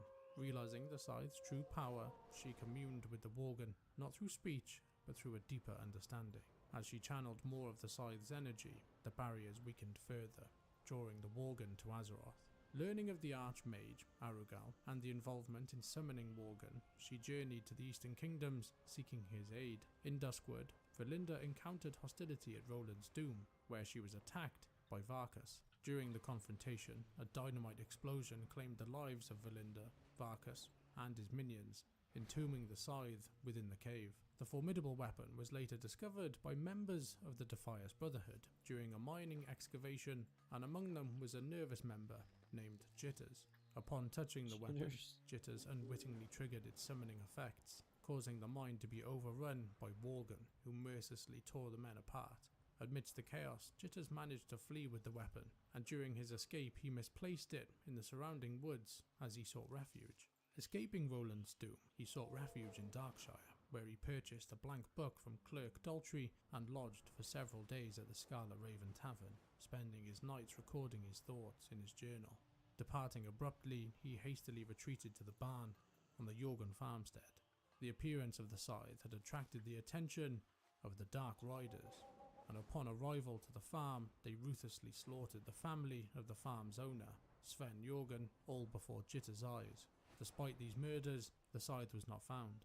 And now the residents of Duskwood find themselves facing not only the undead and Worgen threats, but also the relentless pursuit of the Dark Riders, constantly seeking to claim the Scythe of Elune. Alpha Prime, formerly known as R'hllor Fangfire, was among the Worgen brought forth by the Archmage Arugal. He also harboured a relentless quest for the Scythe of Elune, aiming to utilise it to liberate his fellow Worgen from the imprisonment and launch an assault on Darnassus. To achieve this goal, he established the Wolf Cult, a Worgen cult formed with the intent to propagate the Worgen curse and seek out the fabled Scythe of Elune.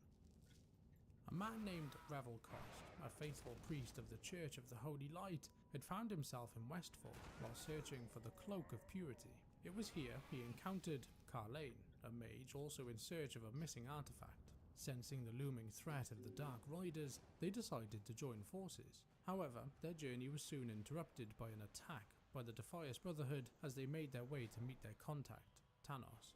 In a desperate defense, Tanos revealed the existence of a secret artifact known as the Hand of Azora and used it against their assailants. This action drew the attention of the Dark Riders, who swiftly intervened, severing Tanos' hand and ultimately beheading him to claim the artifact.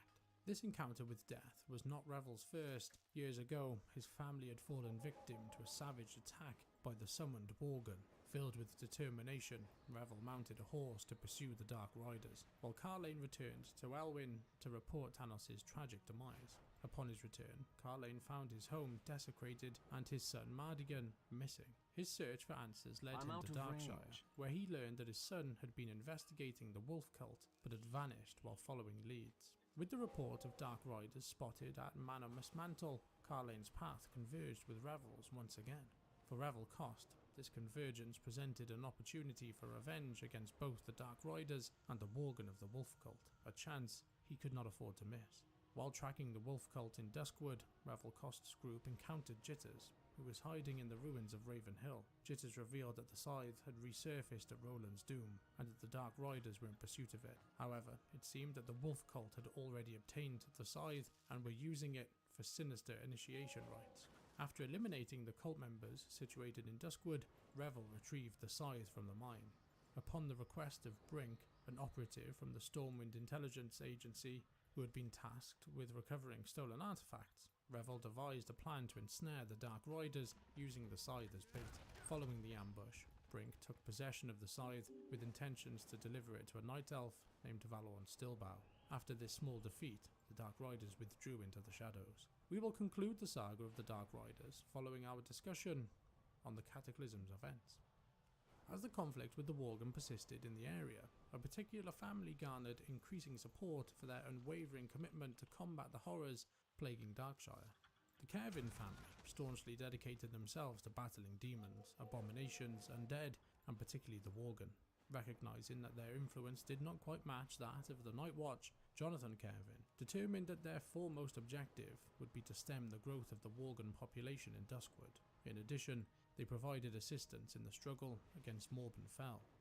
After some time, following the Cataclysm and the resurgence of Deathwing the Destroyer, Duskwood witnessed its fair share of upheaval. A few Gilneans arrived in Duskwood, among them Tobias Mistmantle, who arrived in Darkshire seeking his brother's Stalvin's whereabouts. He temporarily stayed in the town to investigate. However, the residents were reluctant to discuss the matter until Tobias met Clerk Daltrey, who had assisted in the initial inquiry into the Duskwood murderer. Seeking the truth, Tobias consulted Madame Eva, who sent him and an adventurer to Manor Mistmantle.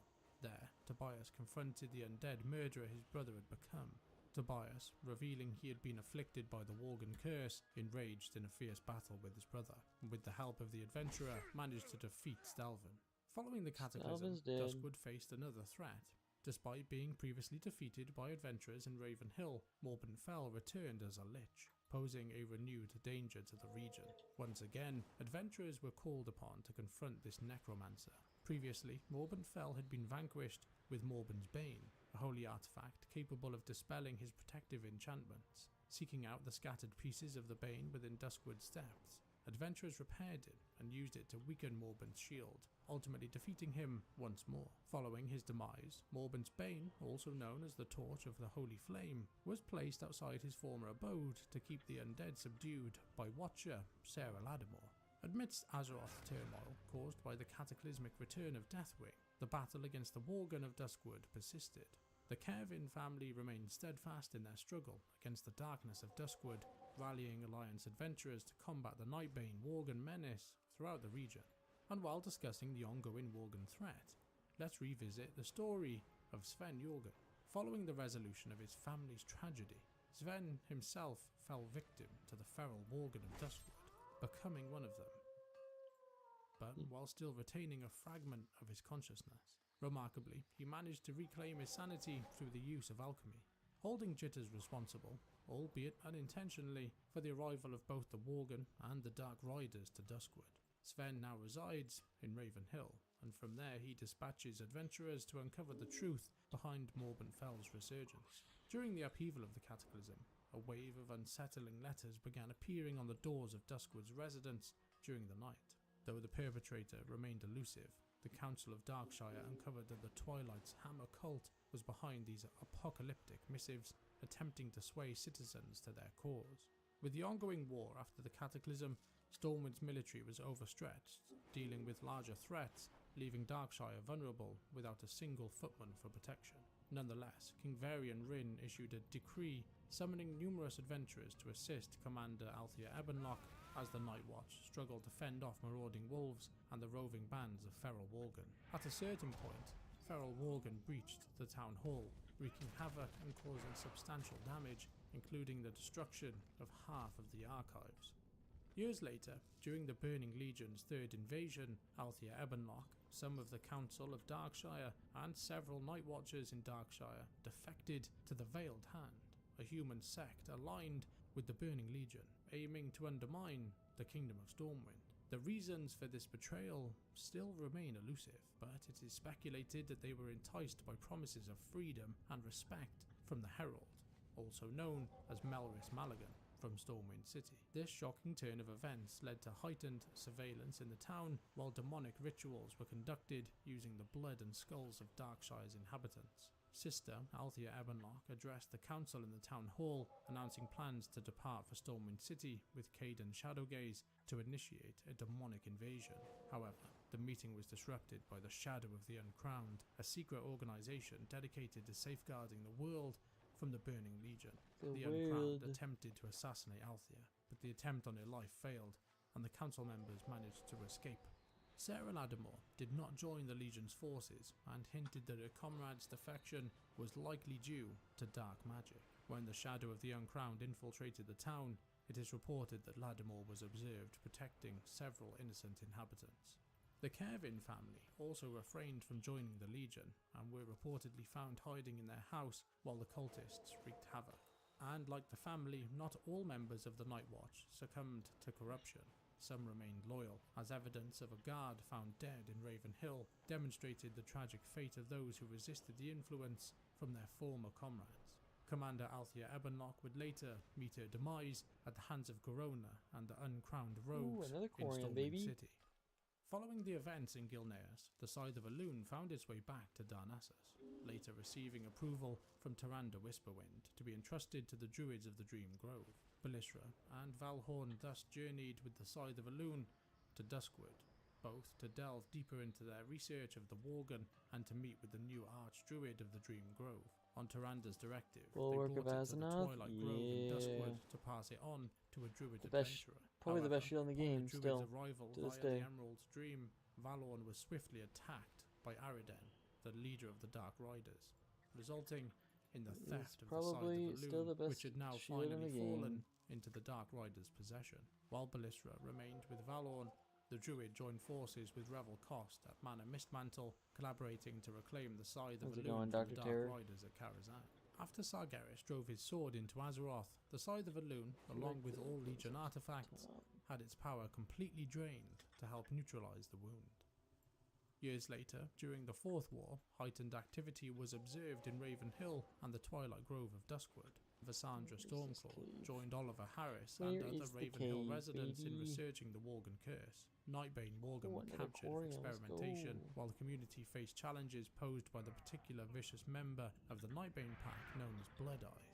Meanwhile, Mana Mistmantle witnessed the emergence of a rare flower named Elune's Grace, which was surrounded by a pack of Mistfang wolves. In a separate development, Tess Greymane expressed a desire to embrace the Worgen Curse in order to better understand her people.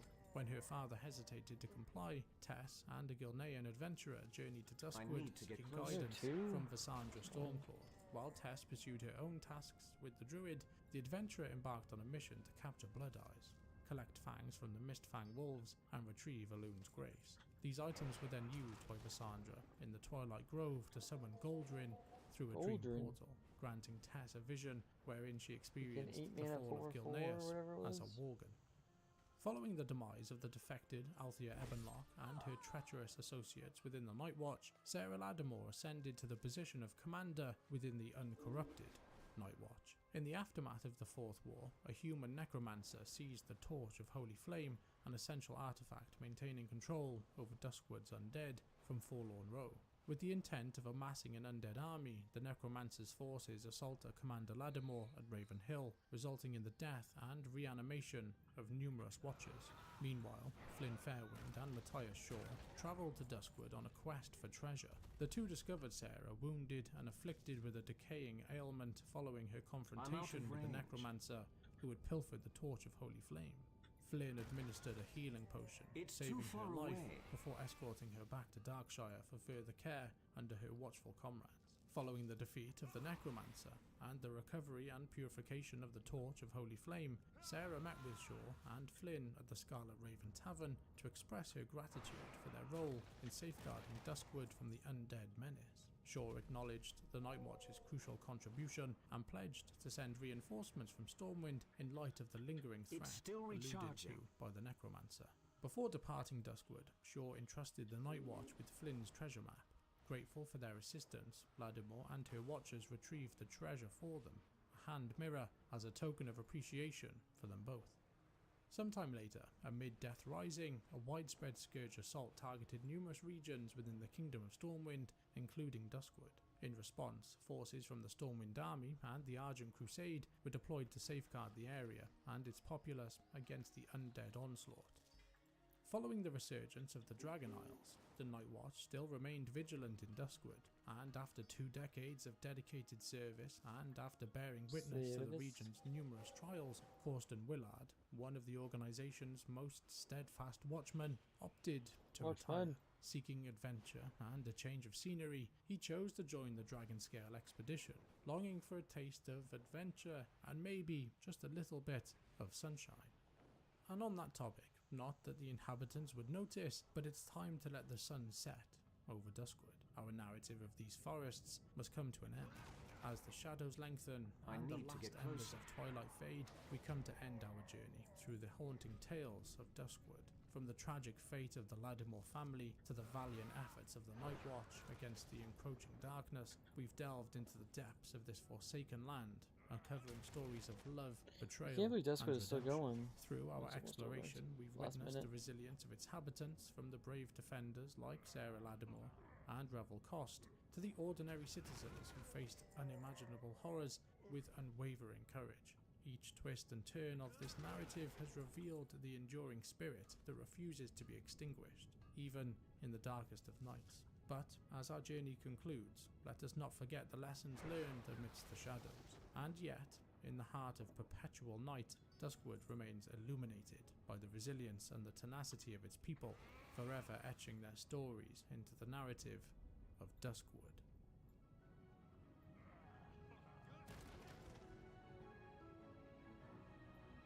I don't have a target.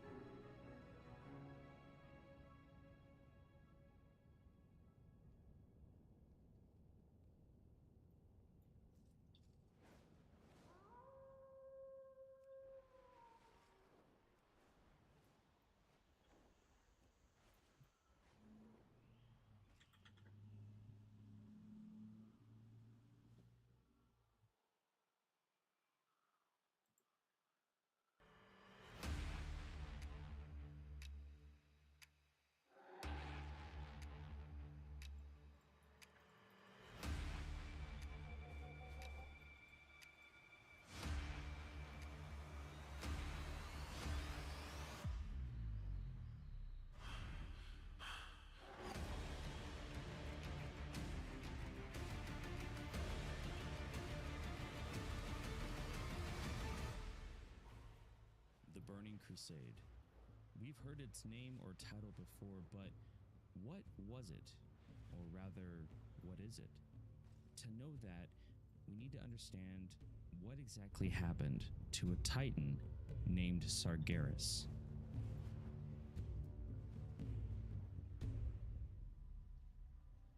The Pantheon left Azeroth in hands of the Keepers and continued their journey into the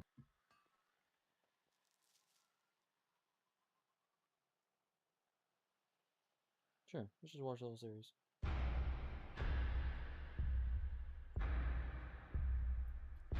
didn't know this was a series thing.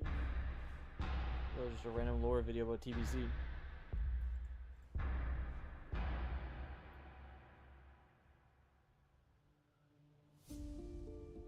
Where do we begin?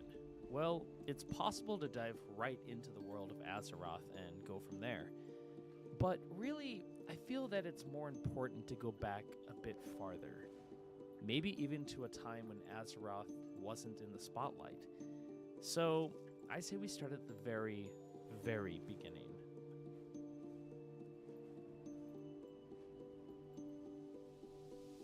Before there was life, before even the cosmos took form, there were two opposing forces, light and void. Now, light drifted in the form of a prismatic sea, spreading nothing but joy and hope. As this light expanded, some of its energies faded, which left behind pockets of nothingness.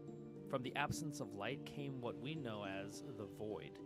Now, if the light was filled with joy and hope, you can only imagine what encompassed the void.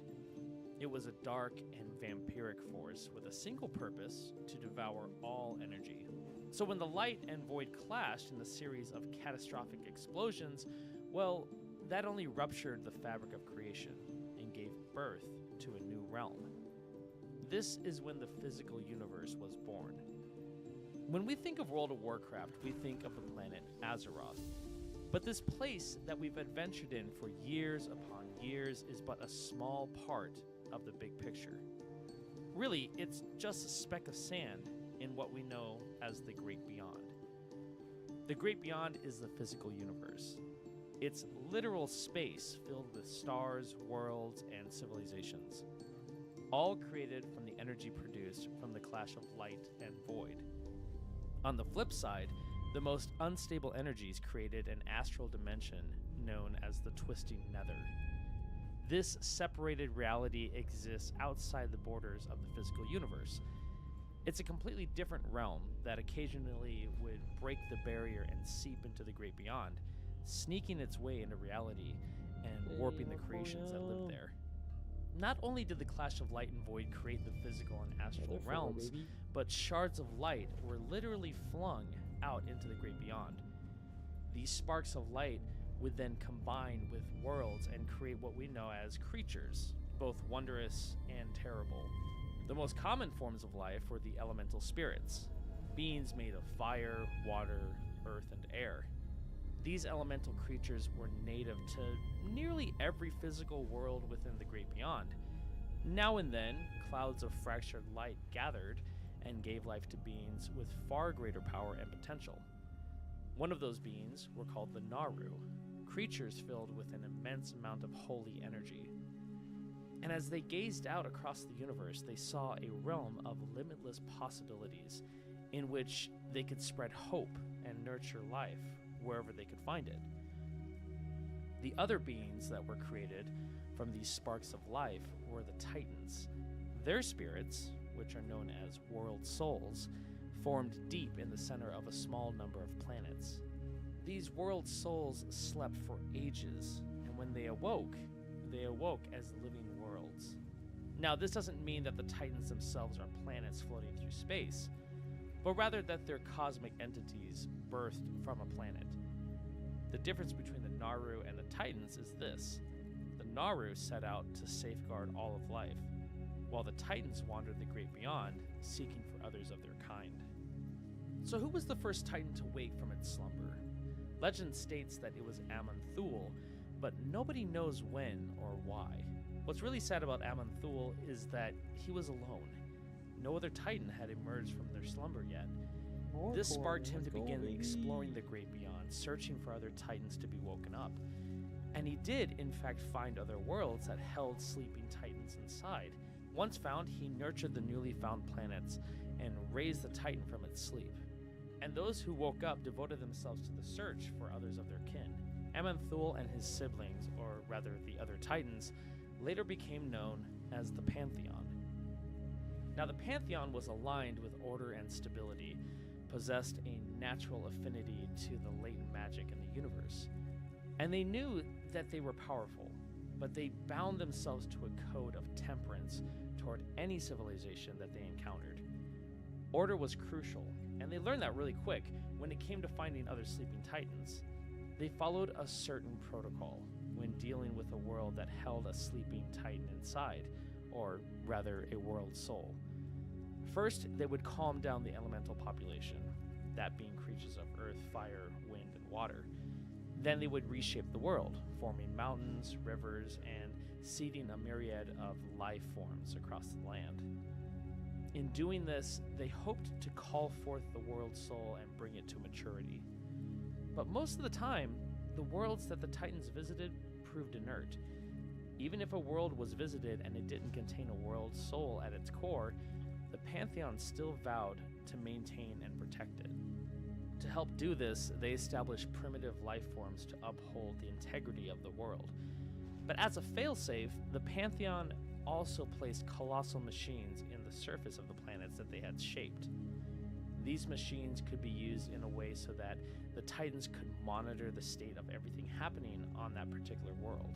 And should the need arise, purge the planet of all life should the evolutionary paths lead to disorder and chaos. This is when Amanthul called upon a mysterious race known as the Constellar.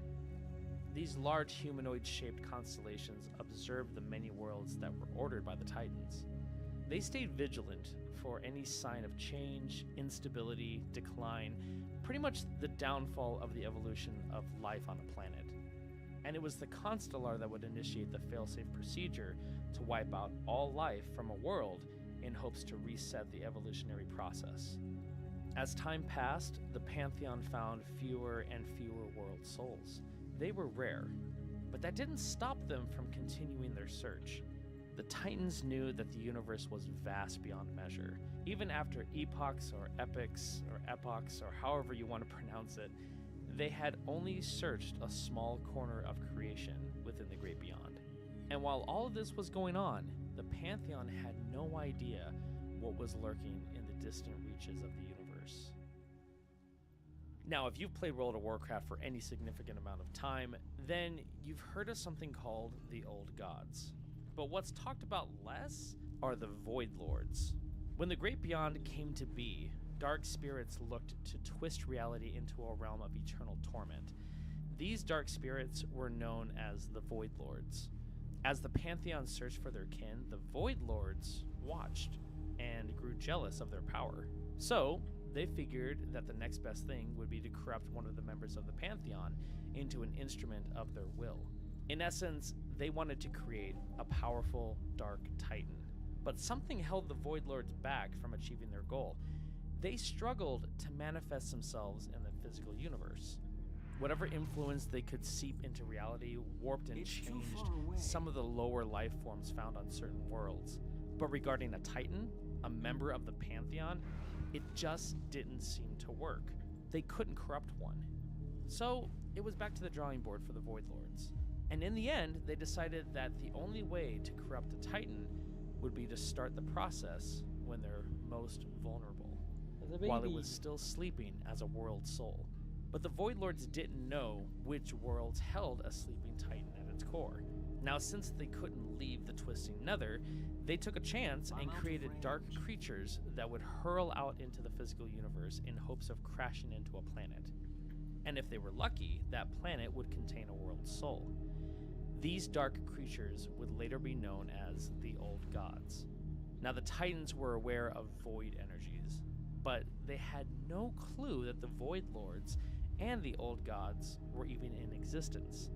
And this is because the Pantheon's attention was fixated on a much more immediate threat. Look at my first demons. Creatures that had been born from the twisting nether. Creatures that hungered for nothing less than the destruction of all life in the universe.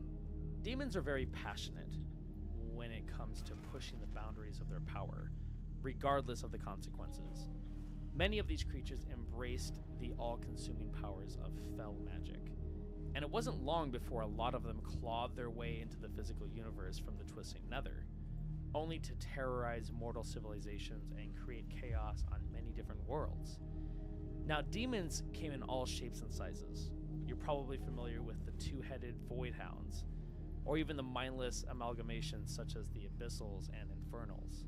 But among these creatures were the greater demons, the Nathrazim, or also known as Dreadlords. These demons dedicated their existence to the mastering of shadow magic, and apart from that, they enjoyed infiltrating mortal civilizations, sowing unrest, and turning nation against nation. In short, they loved to stir the pot. And once these societies fell apart and crumbled from within, the Dreadlords would corrupt the population and twist the innocents into new horrific breeds of demons. Pit Lords, another demon type, took a more direct approach of conquering worlds. They simply brutalized and tortured mortals who got in their way. Pit Lords would even enslave the lesser demons from the twisting nether and use them as fodder to besiege the mortal civilizations of the Great Dark Beyond. Now, the Pantheon soon learned about the demonic incursions that were starting up, and they feared that the demons would disrupt the Pantheon's quest to find and awaken world souls. So what did they do? In order to handle the situation, they let loose their greatest warrior. They let loose a titan named Sargeras. Let's go. Out of all the members of the Sargeras. Pantheon, Sargeras displayed unmatched courage and strength. And because of that, he was the best choice in order to eradicate the demons that had slipped into the physical universe from the Twisting Nether. He didn't waste any time. Sargeras moved quickly to worlds that were erratic with volatile energies. These places were heavily influenced by the Twisting Nether, so much that it had spilled into the physical universe, which allowed a large number of demons to manifest. For ages, Sargeras traveled to numerous worlds, fighting to protect the mortal inhabitants from the invading demons. Not only did he battle, but he also witnessed the demise of entire civilizations, as they were warped into depraved aberrations. Because of this, Sargeras began to feel an overwhelming sense of helplessness. Nevertheless, he defeated his foes, winning victory after victory. And as he engaged with these demons more and more, he realized that some had learned to wield void energies.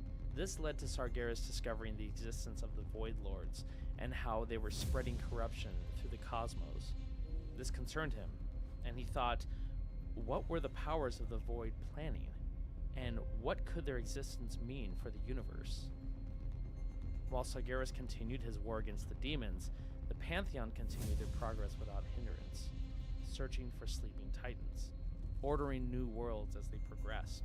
Seeing life bloom on these planets and being free of any demonic presence gave Sargeras a sense of satisfaction. He loved life, and because of that, he so desperately wanted to confront the Void Lords and undo whatever plan they were working on. Everything seemed to be going as planned, until the demons redoubled their efforts. They began engulfing more worlds in death and destruction. This is when Sargeras realized that he had fought many of these demons before, but how was that possible? Well, it came as a surprise that after these demons were defeated in the physical universe, their spirits returned to the Twisting Nether, only to be reborn in new bodies. What Sargeras didn't know is that the only way to truly destroy a demon is to kill them while in the Twisting Nether, or in an area of the Great Dark saturated with the Twisting Nether's volatile energies. Sargeras only knew that his current tactics were not working. Killing demons did nothing. He needed to find a way to contain them. Now the Pantheon was concerned, so they sent another Titan to help Sargeras out. His name was Agramar, and he wasn't experienced in battle, but he was a cool sword. Because of this, he earned Sargeras' admiration and became his trusted lieutenant, and for many millennia, they fought side by side as an unstoppable force against the demonic onslaught. Now that Agramar could hold his own in battle, this gave time for Sargeras to study the properties of the Twisting Nether. He hadn't quite figured out the realm's volatile energies, but he managed to manipulate and shape some of them. With this knowledge, he forged a prison within the Twisting Nether called Mardoom, or also known as the Plane of Banishment. It would act as an impregnable pocket dimension from which nothing could escape. Now, demons would no longer be reborn after being defeated. They would simply be contained in this prison for eternity. As Sargeras and Agramar's campaign continued, the prison became overflowed with demons and their destructive fell energies. After a while, these energies became so great that they began tearing through the veil between the Twisting Nether and the physical universe. The prison began appearing in distant parts of the Great Dark as a burning verdant star. But overall, their campaign brought peace to the cosmos. Demonic incursions would remain as a constant threat, but over time they became a rare event. The Titans prospered, and life flourished. And wouldn't it be nice to say that all was well, and that's how the story ends? But that wouldn't be exciting.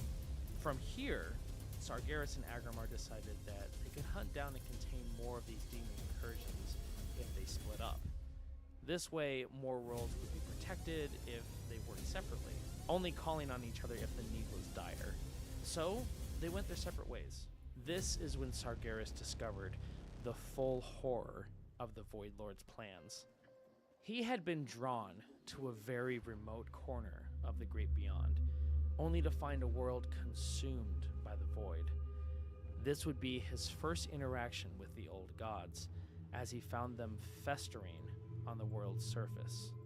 But this wasn't just any world. Sargeras quickly realized that a titan was sleeping within. He heard the world soul's dreams, which is how he found out. The terrifying thing is that these dreams were nightmares, not the pleasant dreams that world souls usually have. The old god's tendrils had buried deep into the planet, enveloping the slumbering titan's spirit in shadow. So great was the void on this planet that it drew the attention of many dreadlords who traveled there to bask in the dark power. Sargeras was able to capture and interrogate one. It revealed what it knew about the old gods, the intentions of the Void Lords, and how if the Void succeeded in corrupting the sleeping Titan, it would awaken as an unstoppable dark creature. No power in creation, not even the Pantheon, could stand against it. This warped Titan, if woken up, would consume all matter and energy in the universe, bringing every mote of existence under the Void Lord's will. Now, Sargeras had seen a lot of hardships, but never did he experience fear until this moment. He suddenly realized that while the Pantheon was searching for world souls, so were the Void Lords. With rage and anger, Sargeras killed the Dreadlord with a single blow, then turned his attention to the blackened world in front of him. His heart ached with sorrow.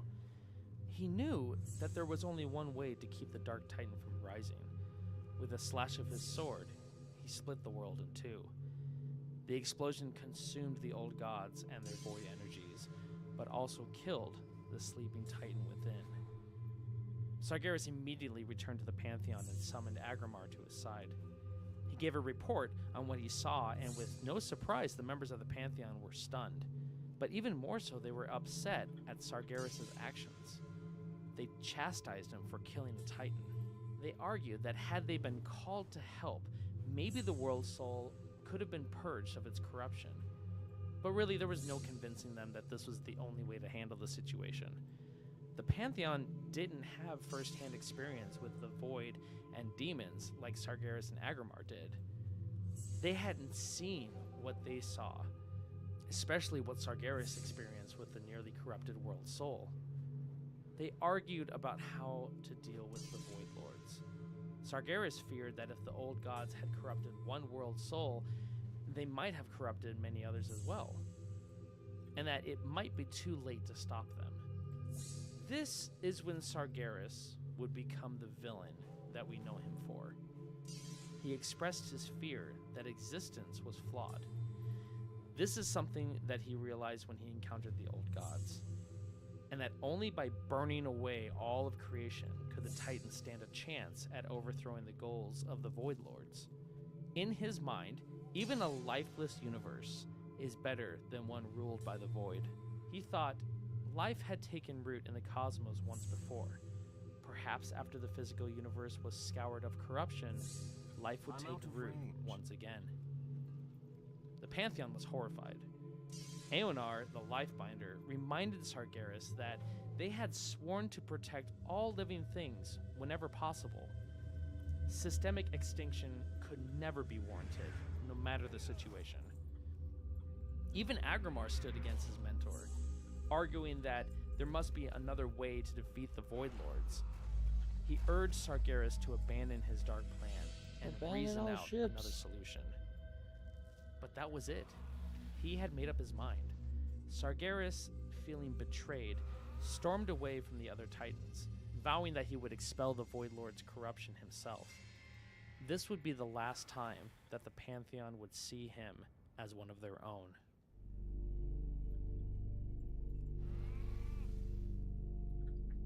For ages, the Pantheon continued to search for more world souls. Sadly, they didn't find any. They wondered at times if their search was in vain, but they continued to press forward, knowing in their hearts that more world souls existed. Though they didn't know it, a new world was taking shape in an isolated corner of the Great Dark. Even more so, deep within this world's core, the spirit of a mighty and noble Titan stirred to life. One day, this new world would be known as Azeroth. While this new titan formed, elemental spirits roamed the surface. And over time, they became more erratic and destructive. But why is this? What stirred the elements into a frenzy? Well, because the world's soul was so vast, it had drawn in and consumed the fifth element, that being spirit. Without its presence, Azeroth's elemental spirits descended into chaos. So what remained was earth, fire, wind, and water, each led by their respective lords that reigned over the lesser elements on the planet. Those being Alkair, the Wind Lord, famous for sending minions to spy on his enemies and sow distrust among their ranks. Ragnaros, the Fire Lord, who embraced brute force to take out his foes. Therazane, the Stone Mother, known for her impenetrable fortifications. And Neptulon, the Tidehunter, who raised tidal waves to combat his opponents. Basically, all four of them hated each other and waged war for an untold millennia. Dominion over Azeroth was in a constant shift between factions. Then, the Old Gods arrived. Crashing down into Azeroth's surface from the Great Dark, the Old Gods embedded themselves in different locations across the world. They were large, multi-eyed, disgusting mounds of writhing shadows that posed nothing more than a direct threat when looked at. Apart from the corruption that spread from their landing sites, these cancerous beings were also running works on digging deep to the world's soul below. Not only did their corruption spread, but it also gave rise to two new races. The Noraki, also known as the Faceless Ones, and the Akir, insectoids of incredible strength and resilience. For this Corium. Both of these races served their masters, that being the Old Gods, with fanatical loyalty. But what was their use? Why create these races to begin with? Well, first off, they were to expand the borders of the Old Gods' dominions.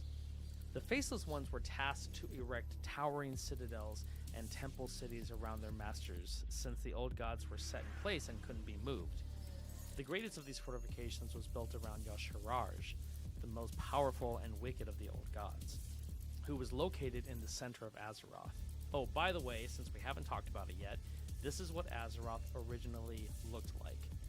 Very different from what you've seen in the game, but we'll go over this more in the future. As these dark cities rose, the Old Gods' dominion would spread and become known as the Black Empire. It didn't take long for the elemental lords to realize what was going on. Knowing the threat that had arrived on their homeworld, they band together for the first time to work in unison against a common enemy. Al-Akir's Tempest joined with Ragnaros' fiery servants to create monstrous cyclones of flame. Therazane raised jagged rock walls to halt her enemies and shatter their temple cities, while Neptulon and his tidal minions swept in, crushing the Faceless Ones and the Akir between the raised stone. But in spite of their power, they could not overcome the Black Empire. No matter how many of the Old Gods' minions they killed, more and more would spawn. In the end, the Old Gods enslaved the elementals and their lords. And with that, the Black Empire crept over the surface of Azeroth, spiraling it into an abyss of suffering and death. Meanwhile, Agrimar had continued what Sargeras had begun. He eradicated all signs of demonic influence from one world to the next. Even though he bore the full weight of this task alone, he never gave up. Somewhere deep inside, he believed that Sargeras would one day return and see that the Pantheon's cause was right. It was then, during his long and lonely journeys, that he sensed the tranquil dreams of a slumbering world soul. A world that the Pantheon had yet discovered. This guy. A planet that would later be named Azeroth. The spirit inside of this world was so mighty that Agrimar could feel its dreams, even through the corruption that was covering it. When he arrived at its location, horror seized him. It was the same thing that Sargeras saw with the world that he had split in two.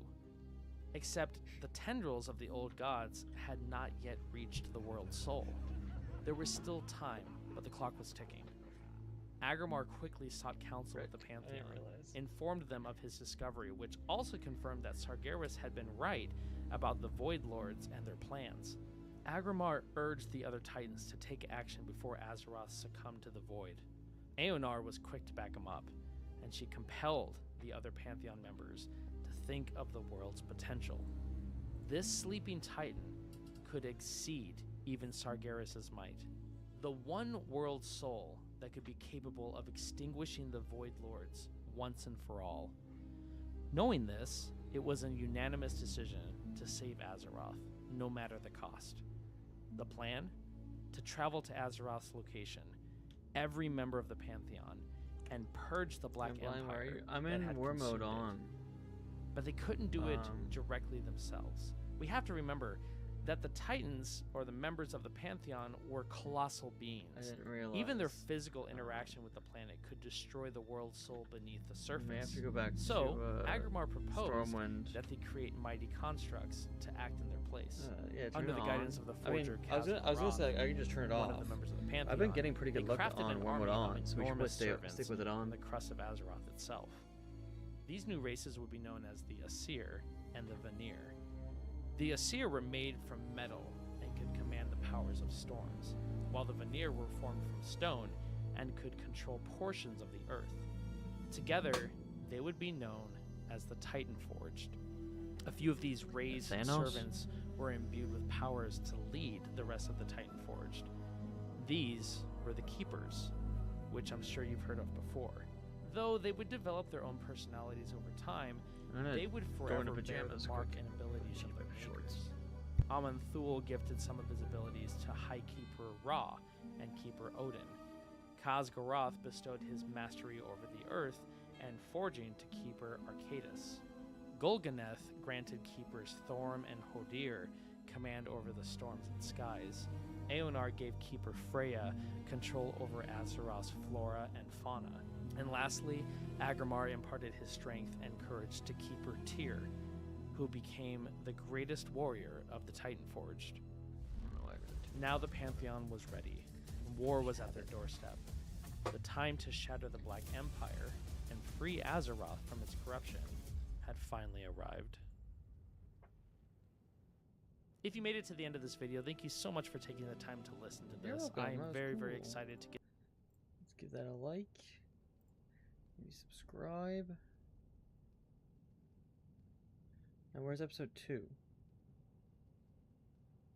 Let's see if I can just go on this channel. Oh, is this all of it? All of it's 6 hours? Sheesh. What is the on right now? 10 hours ago, 13. It's every few days. That's pretty freaking good. Volume 3.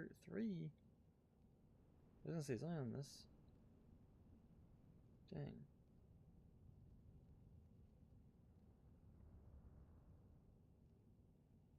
She got freaking boobies. Welcome back to Tales of Azeroth, a series of deep lore content for World of Warcraft. If this is your first time here, I highly recommend that you go check out the first video. I'll leave a link for you in the upper right hand corner. I love listening to like lore videos and stuff before watching this video. But if you're ready to go, then I've provided the timestamp for the beginning of this portion of our journey in this video today in the description down below. But if you don't mind sticking around for the intro for a little bit, I do have a couple of things that I want to clarify. The big thing is that I didn't talk about the first ones in the previous video. And the reason why is because I'm getting this information from the Chronicle books. And since the first ones is lore that came out during Shadowlands, it was retconned information. And in order for the Chronicle books to jive with the new retconned lore, it was announced that in 2019, the Chronicle books are the perspective from the Titans and their servants. So for now, I'm just going to follow the information that the Chronicle books are giving out. And as far as the Shadowlands goes, we'll burn that bridge when we get there. Now, before we begin, we're going to be talking a lot about the old gods, and particularly this one that you see on the screen here. I have a really hard time pronouncing his name, and even if you tell me in the comments how to pronounce it, I'm still going to mess it up, so I ask of you to just be forgiving.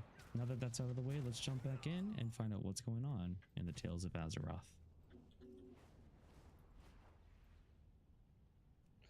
So I can do the outside if you want to do middle, I guess. I was kind of trying to do both. Middle is there's normally more corium. But yeah, I've been just mining everything. War. Damn. Azeroth was no stranger to it. The elements had been at each other's throats for who knows how long.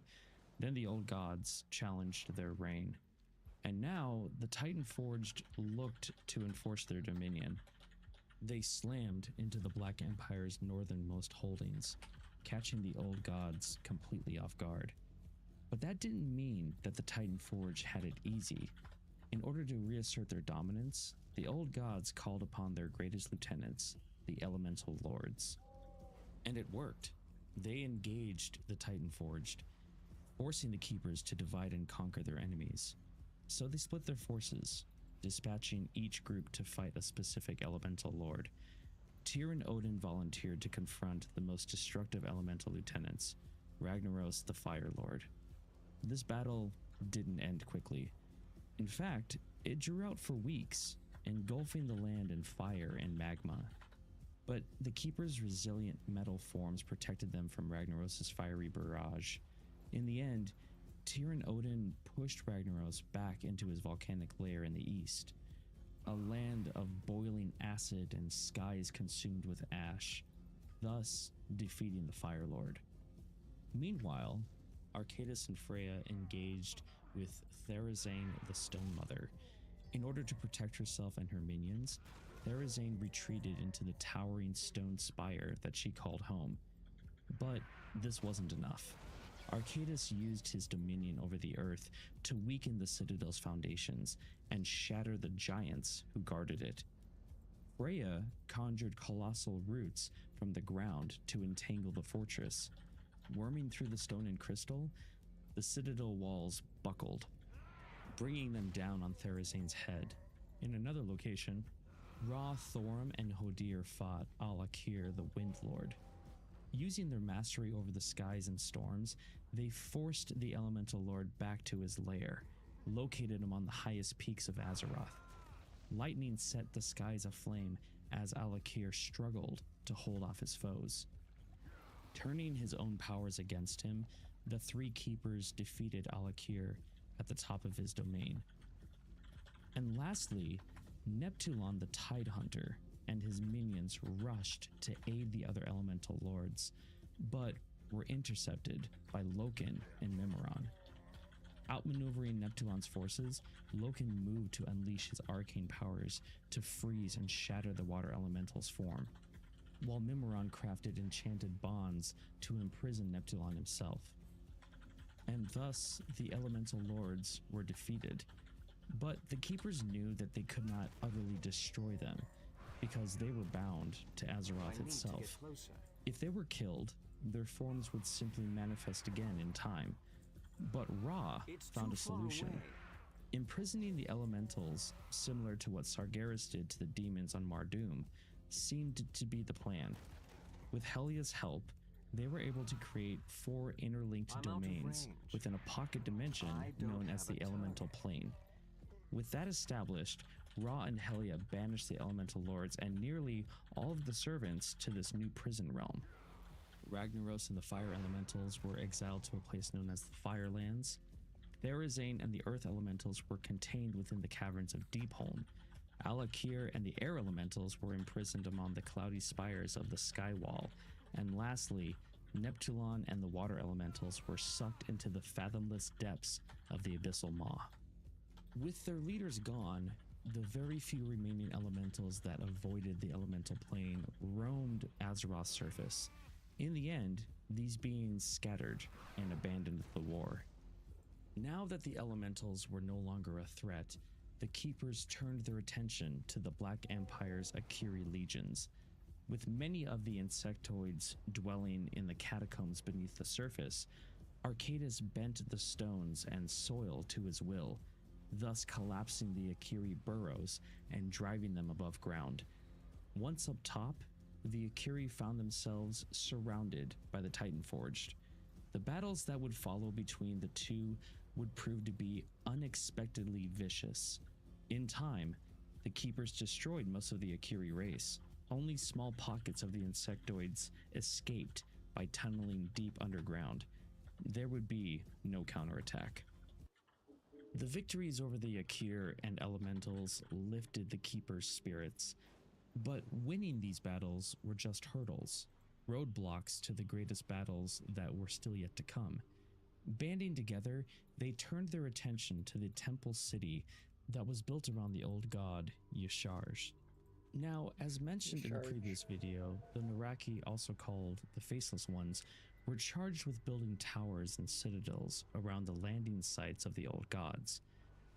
And the Titan Forged knew that this location was the most powerful of the Naraki bastions on Azeroth. The Keepers believed they could crush their enemies in one swift stroke. Driving through one swarm of Naraki after another, they battled their way towards the mountainous form of Yasharj. This wasn't an easy push. Many of the broken bodies of Titan Forged and Naraki alike riddled the landscape by the time the invaders breached the city and assaulted the old god itself. Yasharj was more powerful than the Keepers had expected. It poisoned the minds of the Titan Forged, drawing out their fears and darkening their thoughts. Watching the outcome of this war, the Pantheon worried that the old god would overwhelm their creations that were designed specifically so that the Titans wouldn't risk physically harming the world due to their colossal size. But at this point, with failure on the horizon, they decided to take direct action.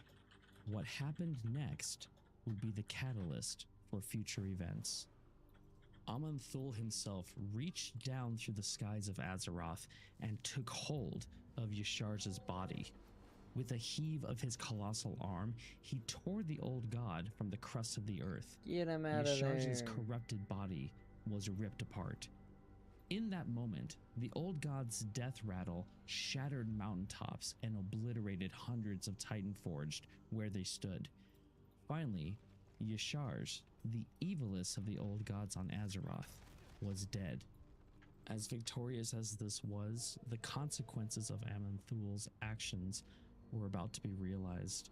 Yasharj's tendrils had dug deeper into Azeroth's surface than the Titans had realized.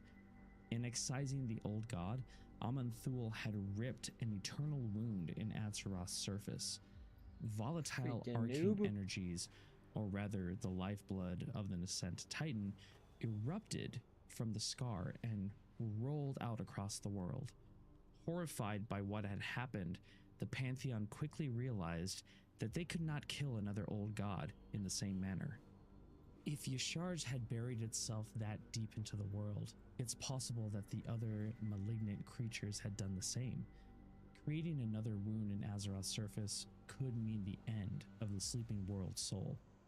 The Pantheon knew that the only course of action was to imprison the old gods, where they lay, containing their evil forever. Easy to do? Not really. But it would be possible with the aid of the Keepers. The plan was this: shatter the last vestiges of the Black Empire by battling each of the remaining old gods directly. Once weakened, Arcadis would create subterranean chambers to contain them, leaving Mimiron to fashion colossal machineries to lock the old gods in place. When the two of them had completed their work, Loken would imbue each prison with a great enchantment that would neutralize the evil emanating from the old gods. With their plans set in stone, the Titan Forge began their campaign. Fighting along their way, they moved to the southeast to the bastion of N'Zoth. Once the old god was overwhelmed, the Keepers used their powers to seal the creature in an underground prison. Moving to the southwest, the Titan Forged marched to the sprawling temple city that had grown around the third old god, Cthulhu. The Keepers and their allies purged swarms of Naraki before assaulting the old god itself and subduing it. Similar to what they had done with N'Zoth, another prison was constructed, and Cthulhu was entombed beneath the earth. With 3 of the old gods contained, only one remained, the vicious and cunning Yogg-Saron. Even with the experience the Titan Forge had now gained, this would prove to be no easy task. As they closed in on Yogg-Saron's northern stronghold, the old god unleashed the greatest of its generals, the Cathraxi. The Cathraxi were monstrous warbringers, larger and more resilient than other Naraki. Apart from their strength and brutal intellect, their dark powers could drive even the Titan Forge to madness. Enraging the remnants of the Black Empire into a frenzy, they swarmed the Titan Forged on all sides. By the time the Keepers and their allies reached Yogg-Saron, their forces had greatly diminished. It didn't take long to realize that they didn't have the numbers to defeat the old god. Not only did they lack the strength, their encounter with Yogg-Saron meant certain death. And they would have died had it not been for the heroic efforts of Odin. Although scarred and battered by war, Odin summoned his waning strength and inspired the Titan Forged to launch a counterattack. Loken weaved a grand illusion spell that forced the Cathraxi to see themselves and even Yogg-Saron as the enemy. As the Black Empire's forces directed their attention toward each other, Odin took the opportunity and cut down his confused foes.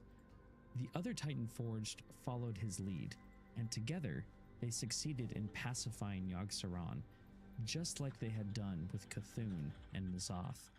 The Keepers buried Yogg-Saron beneath the earth, locking it away in a monolithic enchanted prison. For the very first time in Azeroth's history, peace settled over the world.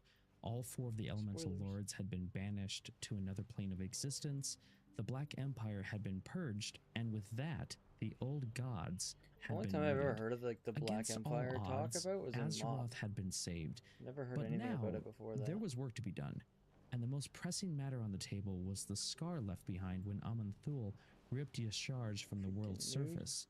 It wasn't just a hole in the ground. This world scar became a constant stream of volatile arcane energy, bleeding and lashing out across the world. If left unattended, the energies would consume Azeroth over time. The Keepers worked day and night, crafting magic wards around the gaping wound to contain the escaping lifeblood. In time, the energies settled into balance, and all that remained of the world's scar was an immense lake of scintillating energy. The body of water would be named by the Keepers as the Well of Eternity. Thereafter, the power of this fount would be infused in the alien world, helping life to take a root and bloom across the globe. Now with the wound healed, the Keepers turned their attention to the sleeping world soul of the planet. Arcadis and Mimiron joined their powers to craft two machines, the Forge of Wills and the Forge of Origination. Both would work together to infuse Azeroth's slumbering spirit with cosmic energies. The Forge of Wills would be located in the northern reaches of the world, and it would shape the world's soul, merging development of feelings and sensations. The Forge of Origination would be installed in the southern area of Azeroth and would regulate the rhythms of the deep earth, fortifying the world's soul's form. Once these two machines were constructed, Odin oversaw the installment of the Forge of Wills in an area we know as Storm Peaks. Now we need to talk a little bit about Odin here. Because of his valorous deeds in the war against the Black Empire, the Pantheon appointed him Prime Designate. With that, it was his duty to watch over Yogg-Saron's prison and maintain the Forge of Wills. This is when the Keepers began building their main bastion, the fortress known as Ulduar. Not only would this stronghold house the old god Yogg-Saron, but it would also house the Forge of Wills and other machineries that the Keepers would create. Now, the Forge of Wills served another purpose. It had the ability to draw on the life essence of Azeroth, which in turn gave shape and sentience to creatures of living stone and metal, different types of Titan Forged. This new generation of races would help the Keepers bring order to the world. As the Forge of Wills turned its gears, High Keeper Ra traveled south to install the Forge of Origination. Accompanying him were a number of stone-skinned creatures recently created from the machine to the north. The Anubisath giants, the Leonine Tol'vir, and the indomitable Mogu. While en route to their location, Ra discovered the remnants of Yasharj's body laying scattered across the land. When Aman'Thul had ripped the old god from Azeroth, pieces of it had fallen back to the surface, infusing the land with evil. The largest of these pieces was Yashar's heart, a mass of diseased flesh, ripe with void energies. Rather than destroying the heart, Ra built a subterranean vault to contain it, thus neutralizing its evil. He and the other keepers knew that studying the heart would help them understand the nature of the old gods, and not only them, but other void creatures. This is when Ra gave the Mogu charge of watching over the vault of Yasharj. Not only would they guard the vault, but the surrounding land as well. Ra continued his expedition and traveled west. There, he and his followers established the Forge of Origination. Once operational, Ra could feel the twin forges working in synergy, sending healing energies through the heart of the world. With the second machine up and running, Ra and his followers built a fortress around the Forge of Origination. We know this as Uldum or Uldum, really depending on how you pronounce it. And this location would become the southernmost base of operations for the Keepers. Like the Forge of Wills, the Forge of Origination also served a dual purpose.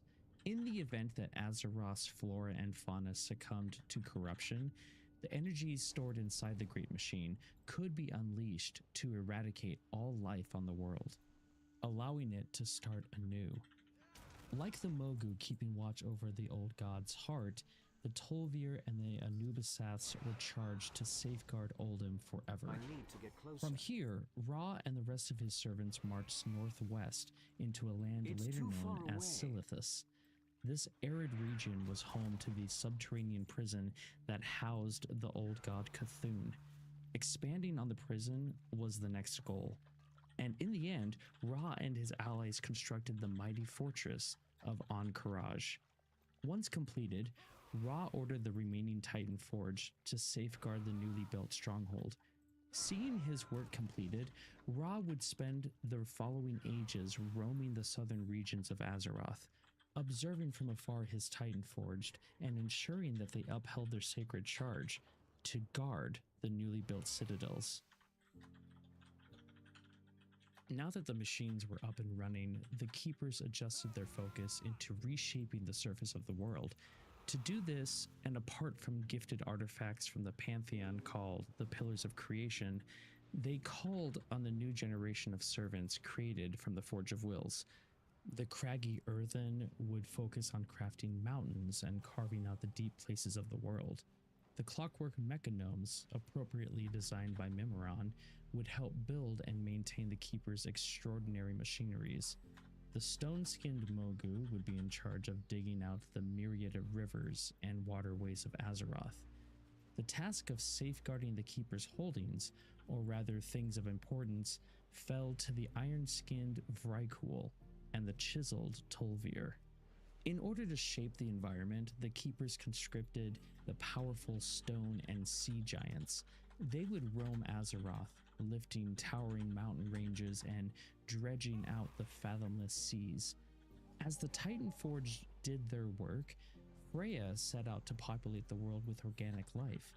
In order to achieve this goal, she crafted the Emerald Dream, an ever-shifting dimension of spirits and nature magic. Some say that Freya wove the Emerald Dream into being from nothing, while others claim that it was a dream born from Azeroth's world soul. It was a mirror image of Azeroth, which helped regulate the evolutionary path of the world's flora and fauna. Spirits and strange beings populated the dream, and paradise was their home. That place is kind of The Emerald Dream defied mortal perceptions of reality. Time, distance, these concepts were nothing compared to the life outside this realm. A single day on the physical world could feel like decades in the dream. Freya wandered the world, searching for areas where the Well of Eternity's energies had gathered. These areas created optimal conditions for the development of new flora and fauna, and she molded life in all its diversity. The most noticeable sites where she did her work are at the polar extremes of the world, regions that would later become known as Ungoro Crater, Sholazar Basin, and the Veil of Eternal Blossoms. Out of Freya's creations, the greatest creatures to emerge were known as the Wild Gods. Among the greatest of the Wild Gods were Malorn, the Honorable White Stag, Asina, the Mother Wisp, Agamemnon the Razor Boar, Aviana, the Mistress of Birds, Ursak and Ursul, the Colossal Bear Lords, Tortola, the Wise, Goldrin, the Great Wolf, Chi-Ji, the Red Crane, Niu Zhao, the Black Ox, Zwen, the White Tiger, and Toulon, the Jade Serpent. These majestic creatures would be as close to Freya as if they were her own children. They would wander the physical world at her side, blooming vibrant forests and grasslands with every footstep. But out of all the places they traveled, the most frequent location that they visited was a massive forested peak called Mount Hyjal. It was here that Freya bound the spirits of the wild gods to the Emerald Dream. They would come to symbolize the health and vitality of Azeroth itself. From here on, Hyjal would remain a refuge and sacred place to the wild gods. Not only did creatures come from Freya, but other creatures had emerged from Azeroth's elemental past. When the Keepers sealed off the elemental plane, some stragglers had escaped banishment. Their fury over time had calmed, and they became creatures of flesh and blood. It was from these former elementals that some forms of wildlife, such as the proto-dragons, came to be. In time, Azeroth's main landmass was stabilized, and as twilight fell, the Titanforged looked over the land they had shaped, giving it the name Kalimdor, meaning Land of Eternal Starlight. The Pantheon was pleased with the Keeper's work, and felt assured that the world's soul was in good hands, which meant that they prepared to venture back into the Great Dark in order to search for more sleeping titans, because Azeroth was proof that there were more out there to find. The Keepers mourned the departure of their makers, but also felt a sense of pride at being given the honor of safeguarding the newly shaped world. To commemorate the Pantheon's departure, Loken and Mimiron crafted a set of enchanted artifacts called the Discs of Norgannon. These would transcribe the history of Azeroth as it unfolded over time. If the Pantheon ever returned, they would have a full record of what had come to pass in their absence. Before leaving, Amenthul commissioned the constellar Algalon the Observer to serve as the world's celestial guardian. The world's soul was still corruptible, and the Titans could not ignore that fact. Should it ever happen, Algalon would activate the Forge of Origination, purging the world of life and any corruption that was present. And with that, the Pantheon disappeared into the stars. The Titans had done everything they could to heal Azeroth and assure the world's soul's growth to maturity. Now, they had to wait and hope that the world's soul would one day awaken. Now, if you don't mind me stepping away from the narrative for a second and say that this next section is by far, for me at least, the scariest thing in the Warcraft universe, Galakrond. Ages after the Pantheon left, many life forms flourished across the surface of the world. Out of all of them, the most savage and cunning were the proto-dragons, who dwelled in the frozen north of Kalimdor. Not every proto-dragon was the same. Some were gigantic winged beings of incredible fortitude. Others, their spirits tied to the world itself. Even some had tapped into the elemental energies. But there was one proto-dragon whose power overshadowed the rest of his kind. His name was Galakrond. He was the largest proto-dragon to ever soar the skies, so big that the beating of his wings could flatten entire forests. Not only was he strong, but he was a skilled hunter, and he devoured everything in sight. His body swelled to an even greater size, yet nothing could ever sate his cravings. This is where it starts to get real dark. So terrible was his hunger that Galakrond began feasting on other proto-dragons. Not just the living, but also the corpses of the dead. Devouring fallen proto-dragons That's warped disgusting. Galakrond's mind and body with necrotic affliction. Limbs and dozens of eyes sprouted across his gigantic form. Even death energies wafted off of Galakrond's hide, reanimating dead matter, raising them from the dead as mindless abominations. The ranks of Galakrond's minions expanded, and they terrorized the skies over Kalimdor, leaving the other proto-dragons failing to unite due to long-standing rivalries. Now, we have to remember that the Keepers were still around, and Tyr, the mightiest of them all, was the first to notice the danger that Galakrond imposed. Even after warning the other Keepers, he couldn't motivate them to act.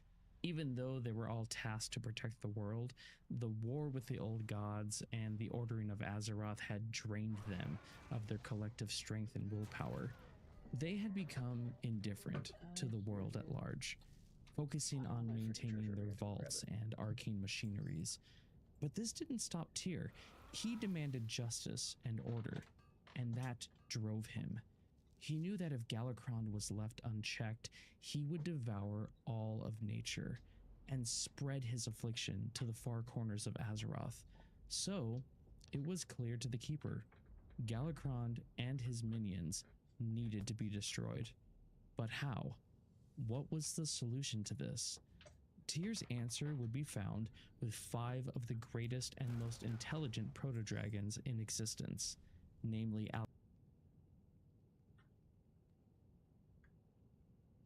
Alexstrasza,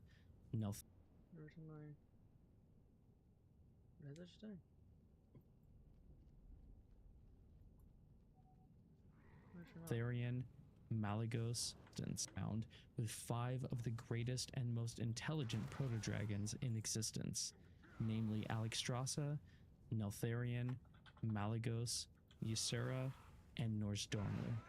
Each creature hailing from different strains while displaying unique powers. Even the 2 sisters, Alexstrasza and Ysera, had their own separate abilities. Alexstrasza could summon fire from her maw. Neltharion possessed incredible strength, and his piercing roar could shatter bone and rock alike. Malygos could breathe frost and encase his foes in solid ice. Norsdormu could assail his enemies with blinding storms of coarse sand, and Ysera's breath could debilitate her enemies, sapping their willpower and throwing them into a deep trance. Tyr beseeched the 5 proto-dragons for aid in taking Galakrond down. Suspicious of the Keeper at first, they soon agreed to fight by his side.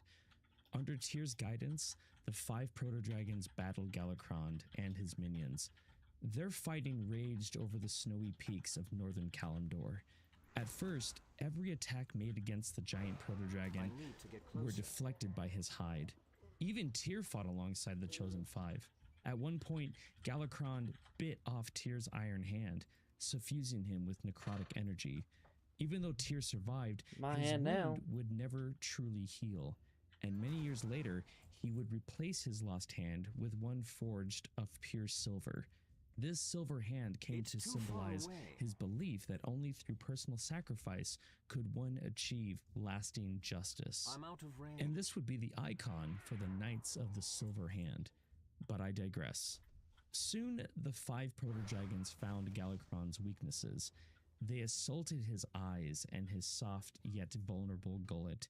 Using their powers and trust in each other, they vanquished Azeroth's new number 1 threat. Galakrond's lifeless body plummeted to the ground, smashing into the frozen tundra that would later be known as Dragonblight. Today, we can still see the bones of this monster, laying in silence after years of so much noise and mischief. Despite all odds, the 5 proto-dragons had won, but only so by working together. Interesting. It was a lesson they would not soon forget.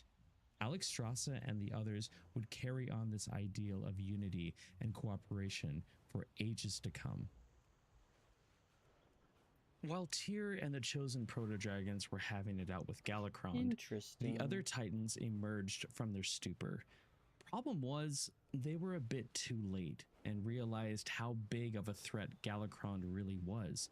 Feeling ashamed for not helping, they still felt grateful to Tyr for having taken action. And you think that Tyr would have chastised them, but he didn't. Instead, he convinced them to imbue the 5 proto-dragons with powers. That way, they could become another safeguard for Azeroth. The only one who was hesitant about this was Odin.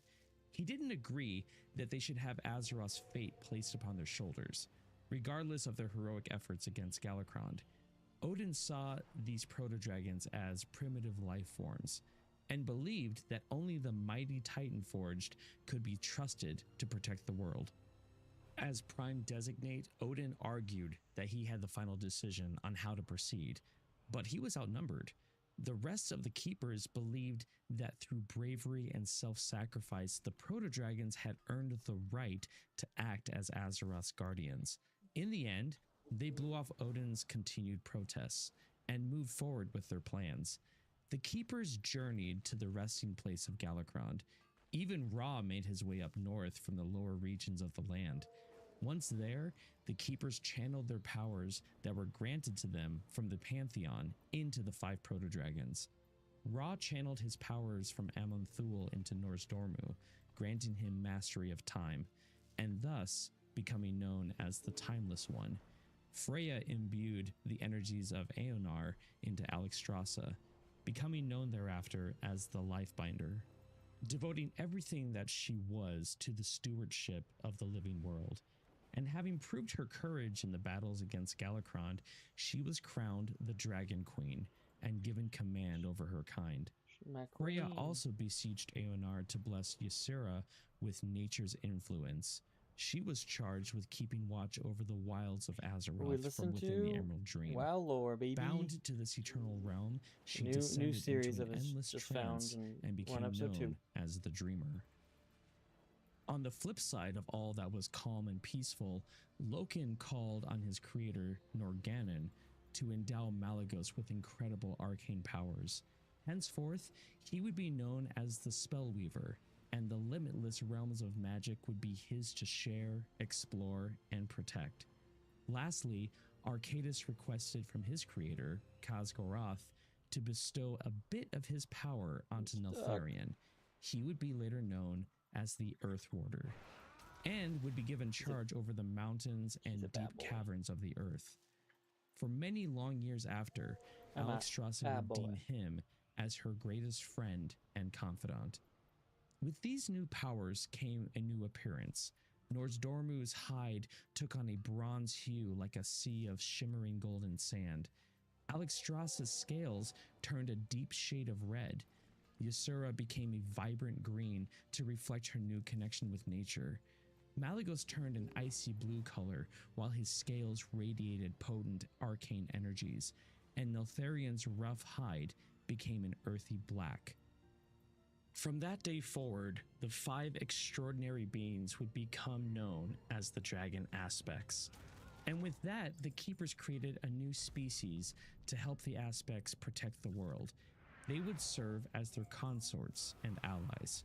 In doing so, the Keepers magically altered hundreds of proto-dragon eggs, and it's from these eggs that these creatures would be born in the image of the Aspects.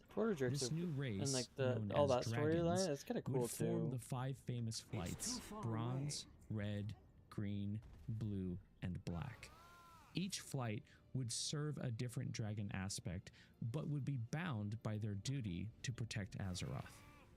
Plus, in order to strengthen this bond, the Keepers forged a grand tower in northern Kalimdor called Wormrest Temple, serving as the heart of the dragon's culture, a place where they could gather and discuss their activities. Satisfied with their work, the Keepers disappeared back into their lairs, leaving the Aspects to watch over the living creatures of Azeroth. Now, shortly after, this is when the events of this book takes place, the War of the Scaleborn. I've read this book, and overall, it's good. In fact, the first time I saw this novel was at BlizzCon 2023. It's the reason I got back into making more WoW content. We could dive into this story. talk about the primal incarnates, the civil war between the proto-dragons and the aspects that lasted hundreds of years. But in doing so, we would have the possibility of becoming sidetracked and leave the orientation that the Chronicle books are giving. Or, as some would call it, the history of Azeroth per the Titan's point of view. I like to call it the true and original canon, but everyone has their opinion. So for now, we'll move on from this part of history and revisit it in a later video. While the aspects were being given their powers to become the aspects, Odin stayed back in Uldurar, fuming with anger that his allies acted against his wishes. He believed with all his heart that the aspects would fail in their charge to safeguard the world. So, to counteract the possibility of failure, he created an elite army of his own design, one that he could call on to protect Azeroth should the need ever arise. To fill the ranks of this force, he looked to the mighty Vrykul. He saw them, above all other Titanforged, as the perfect expression of the warrior spirit. When Tyr and the other keepers returned to Uldurar, they demanded that Odin abandon these plans. But he was single-minded in his focus and unbending in his ideas of what was right.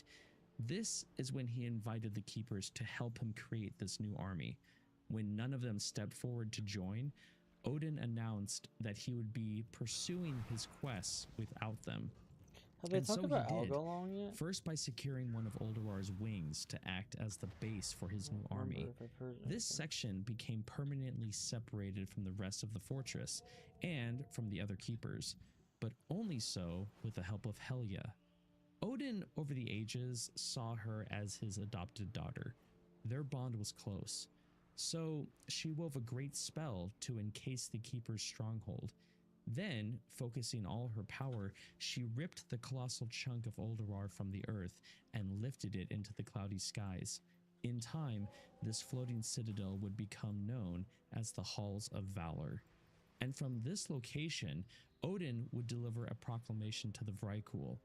Those that proved their bravery by dying a glorious death in battle would live again in the Halls of Valor. Their spirit would be transported to the fortress and given a mighty new storm-forged body. They would later be known as the Valajar and serve as Azeroth's foremost guardians. All that remained was to find a means of ferrying the spirits of the dead to the new citadel in the skies. It just didn't happen when they died. For this, Odin studied the energies that permeated the Shadowlands. This knowledge that he gained would allow him to transform some of the Vrykul into spectral beings known as the Valkyr. These wraith-like servants would travel between the Shadowlands and the physical world, Sounds like these guys are and supposed guide to be the good. souls Like, of worthy Vrykul to the Halls of Valor. The sad I'm part thinking is where they are that in these Valkyr Ice would Crown. be cursed to live as phantoms for all it's gonna be eternity. Yogg-Saron No doing that. Vrykul ever volunteered to become a Valkyr. And because of this, Odin created these servants by force. Helya reprimanded him for turning some of the Titanforged into slaves against their will. The argument between the two almost turned to blows, so she threatened him, telling Odin that she would return the Halls of Valor to Uldurar if he didn't change his mind. Clearly, this was a threat to him. Not only him, but he saw her disobedience as a threat to his plans and the future safety of Azeroth. Odin struck Helya, shattering her physical form and twisted her spirit into the first of the Valkyr. It's said that her howls of pain rumbled across the surface of Azeroth and pierced into the very heart of the Shadowlands. This transformation would forever darken Helya, but her torment was not finished. Even though she hated Odin for what he had done to her, she found herself compelled to obey his will. More so, she set out to transform unwilling Vrykul into the cursed Valkyr. And for ages, Helya and her fellow Valkyr transported heroic Vrykul to the Halls of Valor. Over time, the citadel filled with the Valajar. Odin had no remorse for breaking from the Keepers, or even for transforming Helya into what she became. In Odin's mind, Everything he had done was for the safety of Azeroth and the honor of the great Pantheon. Speaking of which, regarding the Pantheon, deep in the distant reaches of the Great Dark, a crusade was beginning, one that would purge the existence of life in fire. Azeroth would know it as the Burning Crusade. Ooh, we're in that. We in that.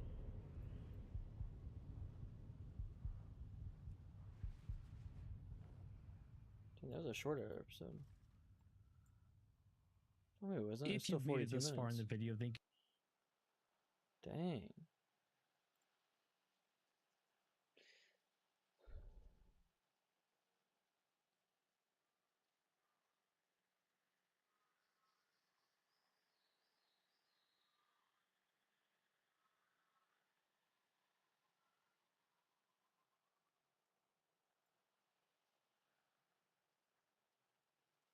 Yeah, Raj.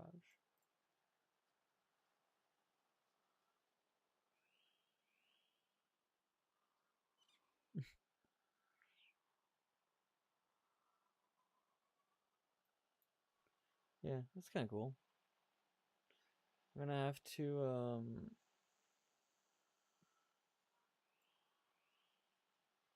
I wanna like save the series.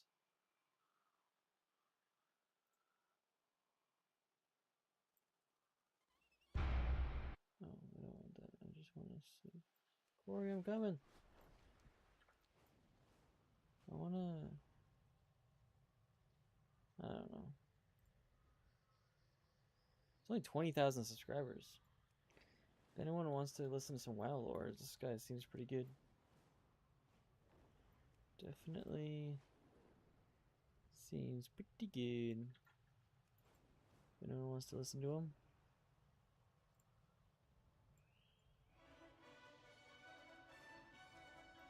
There's 2 episodes done today.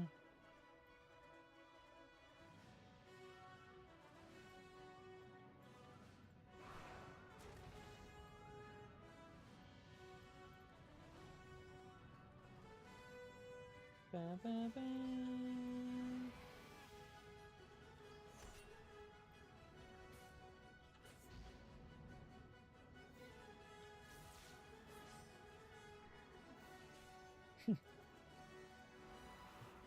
Run. I need to get closer.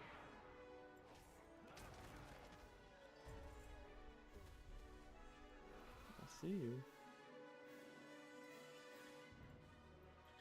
Kinda weird how I can see you. What was all the 80? I think I wouldn't be able to. I'm just gonna get rid of these stupid mages.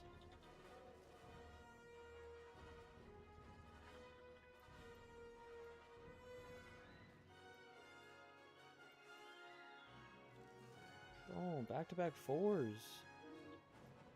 We can go, baby. So there's no way it's back-to-back-to-back.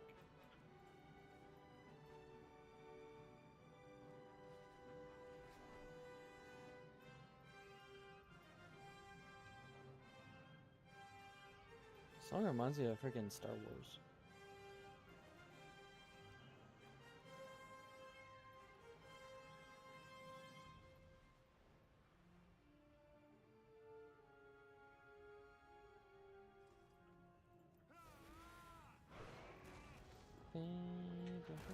Are you still here, SPK? Are you just on break, or like, are you still working, or what are you doing? I assume you're probably gone.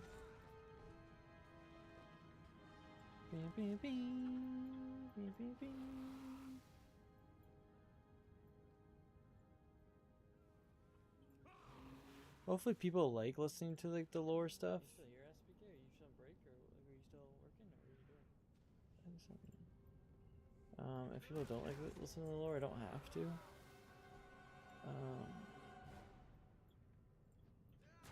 But I like listening to the lore.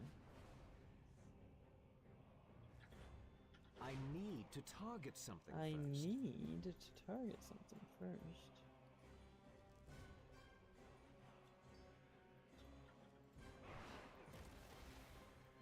There's one gem I don't have, and it's whatever the purple upgrade is. Only one I don't have.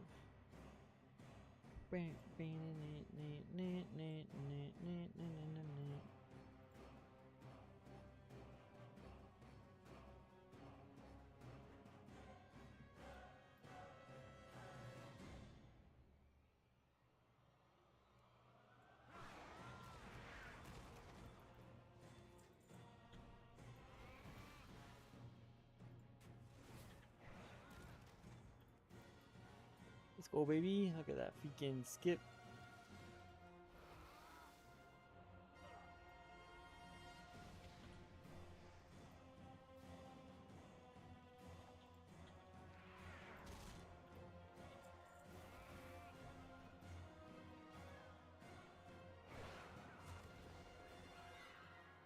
It'd be really cool to like watch those or listen to those lore videos and kind of go back and like it's like when it's talking about like Galakron, like where you like died and stuff, like go and like see where that is in the game and just go that way.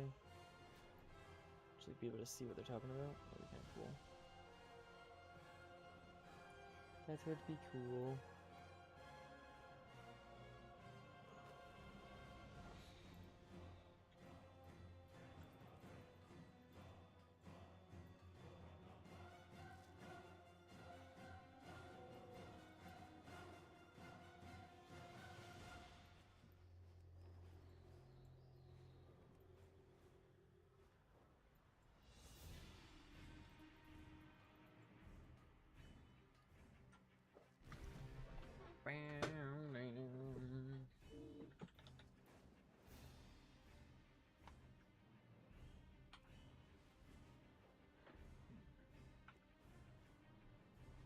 I've gotten quite a bit of ore today.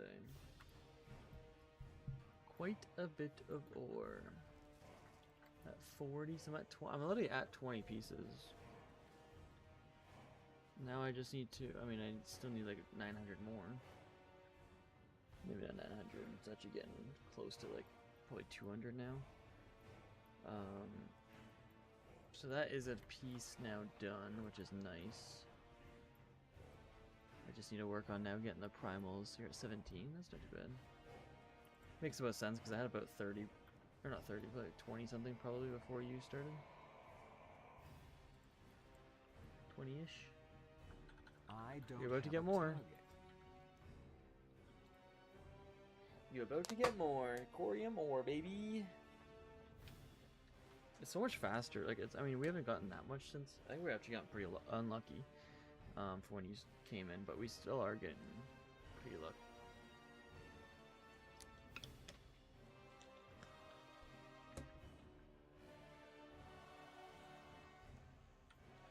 Corium ore, baby. You get better luck if you use a purple mount. Mined a bit earlier today and nothing. Yeah. That's the thing, it's just the luck of the draw. I've mined a few times, not long, but like it's just I want to keep mining and stuff, and it's hard because it's like I should do it on stream because it's like proof I'm not cheating. But then it's like it's really boring content. So that's why I was like, I wonder if I just like listen to those lower things, like if, as long as people like that, like it gets me through the mining sessions and hopefully gets other people. Give something a little bit of content. Because with those lore videos on, I could sit there and farm for like 9 hours straight. Like I don't think I get that bored. I get like hungry and stuff. Don't go too far. More corium ore, baby.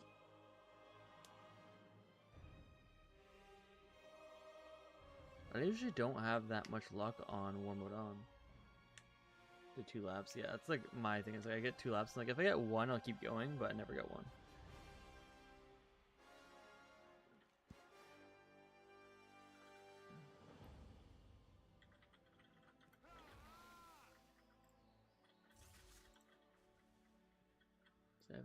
Seven.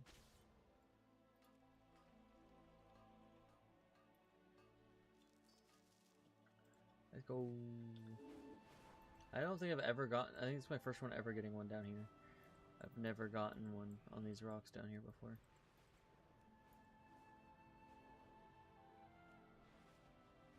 I didn't even think it was possible. I've gotten some over here a few times on this side, but never anything else. I haven't gotten very many big crystals. Usually get more, especially with how much corium I have. 45 corium. I've gotten a lot of 2s today, and that's like I would have a lot more corium, but I've gotten like a lot of 2s. My first like 3 of them were 2.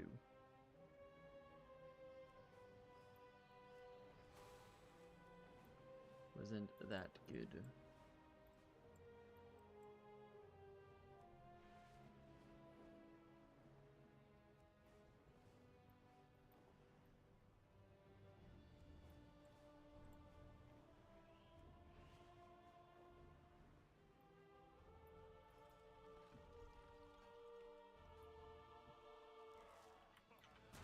Get that out of here, freaking noob.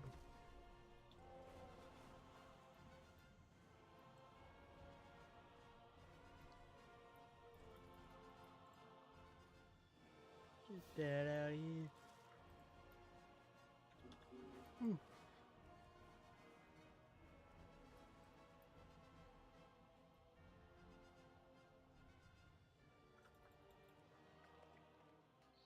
So I want to make hard corium battle plate next, I think.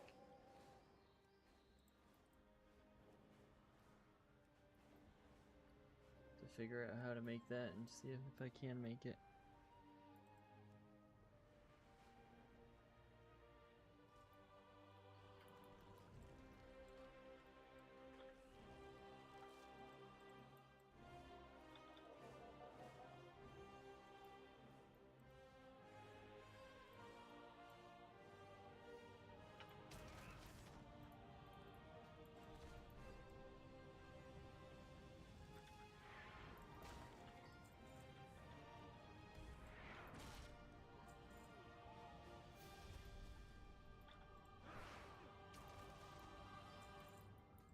It's way better mining with other people just because you can just focus on like a few things. You don't have to focus on a lot. It's when you have to do like a full thing by yourself, and it's like then you have to do like one full set and then you go back for a full set, and like the full set takes twice as long. So it's just like it just never seems like it's worth it doing it by yourself. I need a lot of corium still. That would be one ore, or that would be like one thing, I guess. Just like that would be super happy when I'm done with. The eyes, Sunwell, and corium. It's too far away. Eyes and sacks, I guess. The eyes are actually weren't that bad. Just sacks were the more annoying one at the end.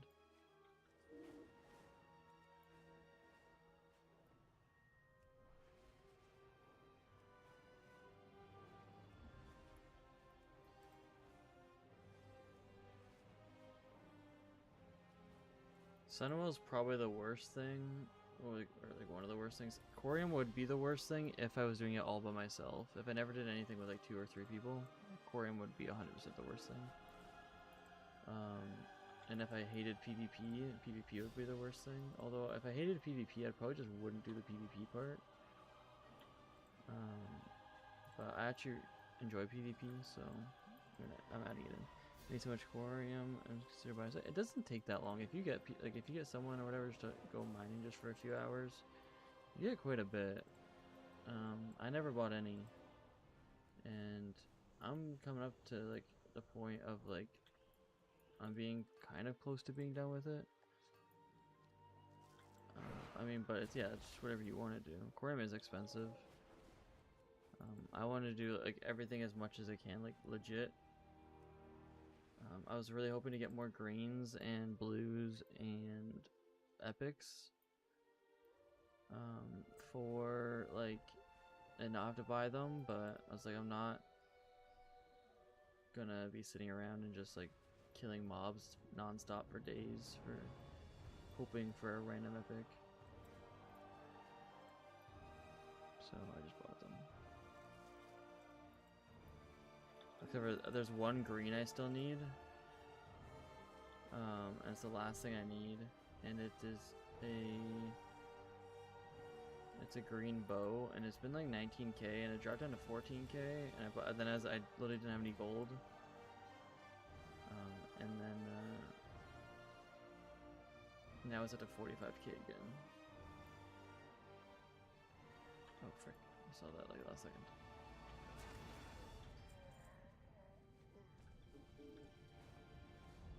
I'm coming. Those are both rich in there. Where are you? Dang, that cave is so good for you. I wanted to check. I do want to check this thing. I don't. Did I ever get that Nightblade? Oh yeah, I did get the Nightblade. Yeah, Azerothian longbow. It's the only green, purple, or blue I need now. Yes, I did get the Nightblade. I search ever so often for what drops I still need. Oh, that's not even inside. Oh, let me click it.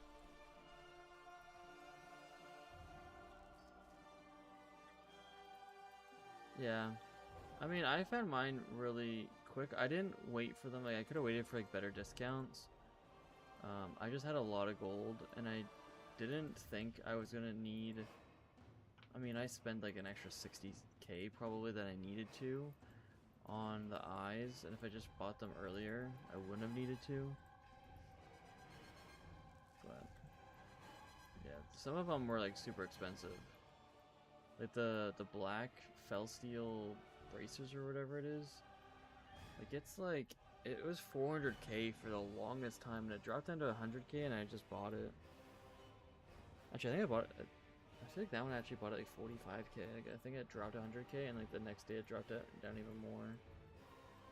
I think someone was just trying to get it out of their system because it wasn't selling. I bought it.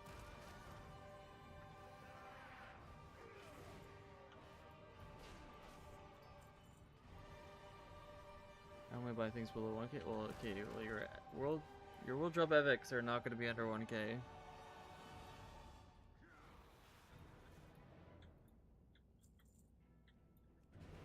$1k is not even that much. It's just like one quest now in the freaking. Like one quest is like 200 gold in freaking midnight. You only need one epic, you think? Dang.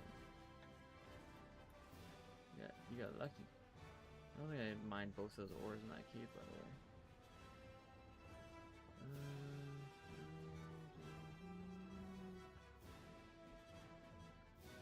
It's been in this two spots like every single time.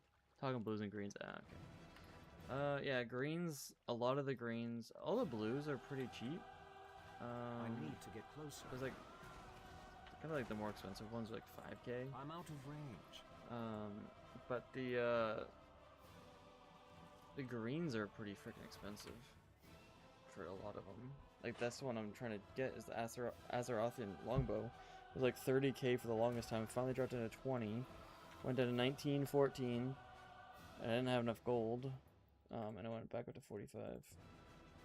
Gold 45, 2 zigzags. Baby, that's all we need.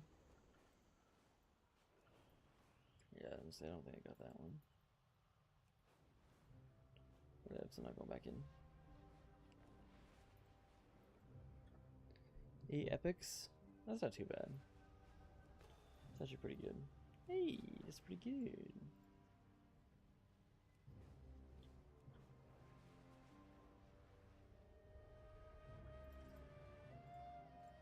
World drops. Yeah. What else would there be? Oh, 10 of crafted. Yeah. I was like, what other things? Yeah, I still need a lot of crafted.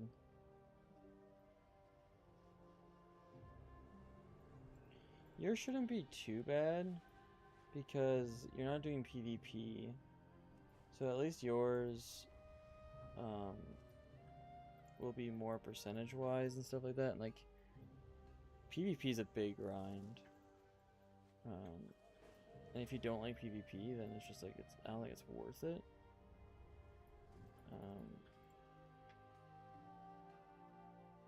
Because like I'm a big fan of just like play the game how you want to play. Don't play to do chores and because you think you have to. Like if you want to collect everything and you don't want to do PvP, then just turn off PvP. Like I wouldn't take like I don't think people should play the game and do things they don't want to do. Sometimes there's things I don't want to do at the current time, but I still want to get them done. Such as, okay, I'm not going to do PvP today. I'm not going to do mining today. I'm not going to farm these stupid feathers that I farmed 900 of them for already and I've gotten one item.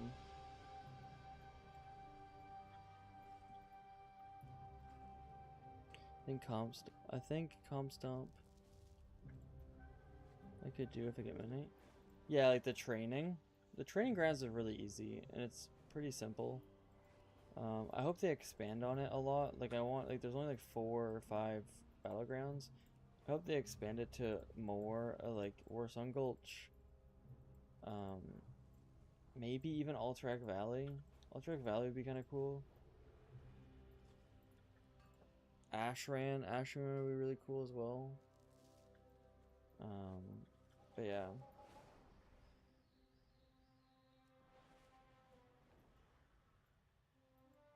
I hope they like, and they are expanding more on the bot side of things because they just added in like the 3v3 arenas for bots, which is really nice. And it's like it helps me kind of learn, except for it's making me probably gonna be really bad at positioning because I'm just like pushing up really far and I'm not supposed to be because I'm a healer. Because they don't really pressure me that much. Unlike battlegrounds, I stay like the farthest back possible because all they do is pressure me. There's like 9 guys attacking him, but he's like, nope, I gotta sit there and stun this healer back there. So, yeah, because that makes sense.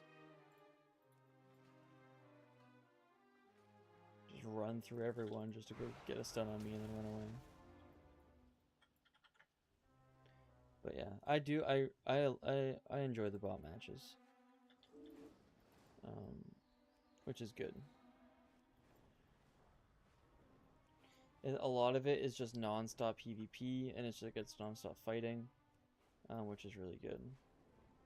If it was slow, I think it would be a lot worse. But it's pretty fast-paced and it's just constant fighting.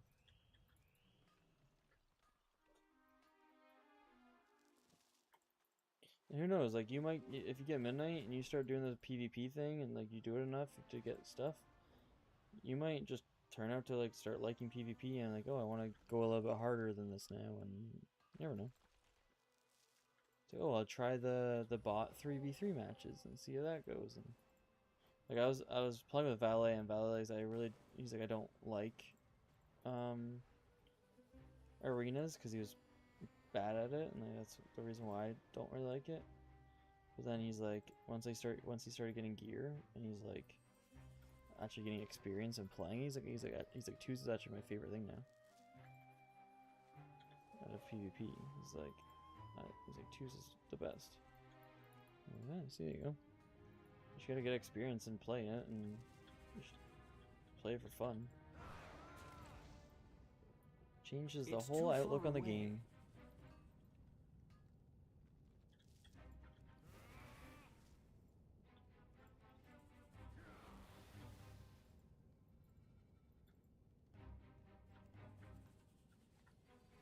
I was hoping to get a few more Corium before I stopped.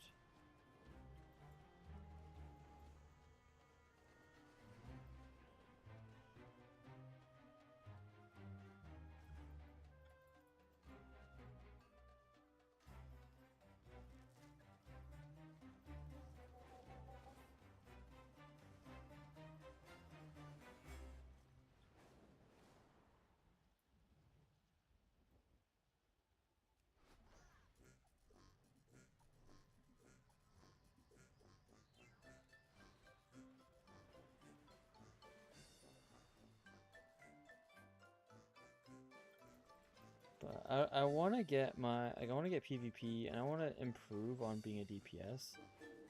And I'm kind of thinking about being a hunter for it, because I'm just really bad at hunter, so I think learning that better I need to get closer. And being able to do that, it's a lot of honor that I'm wasting on that gear. Just hard to justify not getting like 50 marks.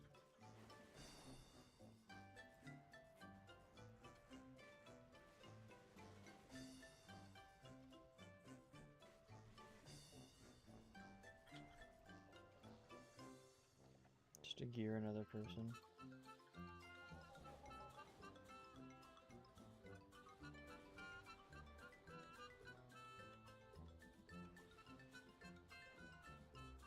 This is not 50. It's 2,000 per 25 marks.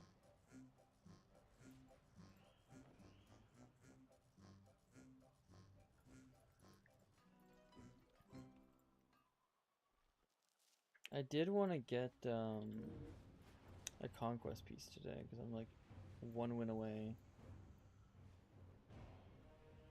Got really unlucky that the one healer left. I think like we actually came pretty close. I think if we had a healer in the mid the whole time, we could have had some pressure on them. Because they ran mid the whole time, and then like someone could have stayed Blood Elf Tower. I could have roamed. Like I think we would have actually maybe won that game. It didn't seem like it was that hard of a game. Like we were winning in mid near the end.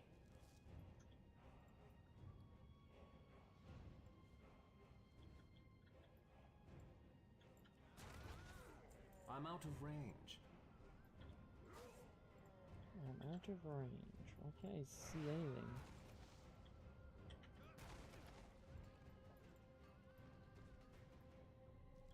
I think this will be my last lap, and I'm gonna get off and, or not get off, but like, gonna deposit everything, log over. Actually, I guess I'll smelt everything down. I guess I can smelt everything down my shaman. Go with my shaman, see what I need to start working on for. I'm streaming tomorrow, because I'm gonna be doing a short stream on Saturday. So I'll be streaming tomorrow to kind of make up for it. The same freaking spots every time. It's insane. Corium, I'm coming! Every time I want to leave, it's just like Corium. How do you leave when there's Corium? I need to get closer. Where are you? Matt, leave. That cave again. It's every single time you're at that cave. Crazy.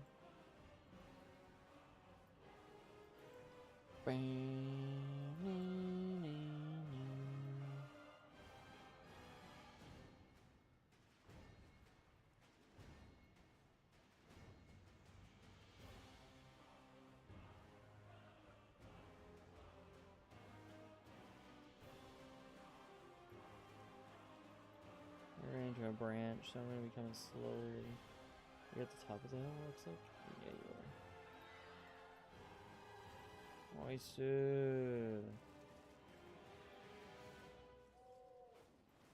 I'm gonna go check the Twilight Ridge, and then I'll probably go to Twilight Ridge, go back and around down to Shatrath, and see what happens.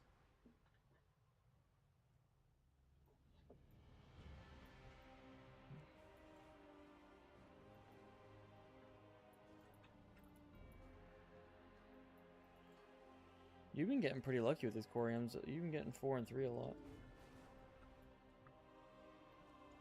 Pretty good. Hey, it's pretty good.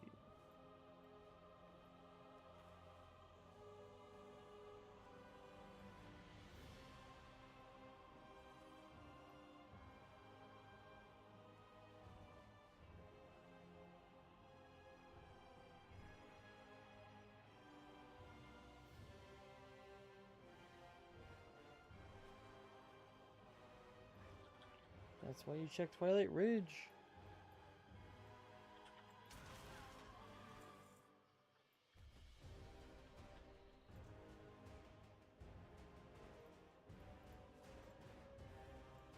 I mean, I've gotten 9 Primal Air from today too, and I haven't been getting a lot of them. I've been seeing a lot of them and not getting them.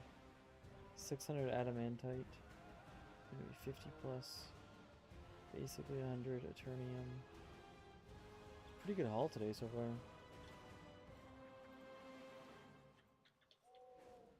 See what the other ore is here.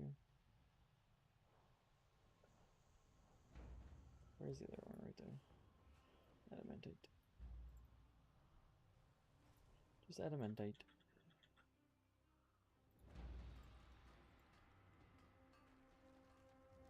Oh, it's 4.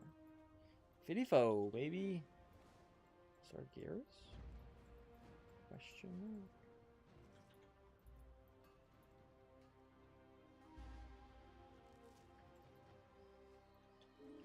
If I get 60, so 30 bars is pretty freaking good. Okay, I'm gonna finish this lap. And that'll probably be my last.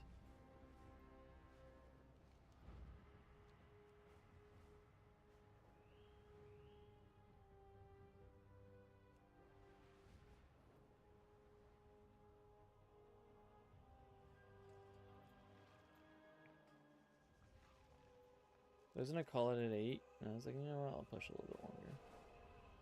Get a little bit more.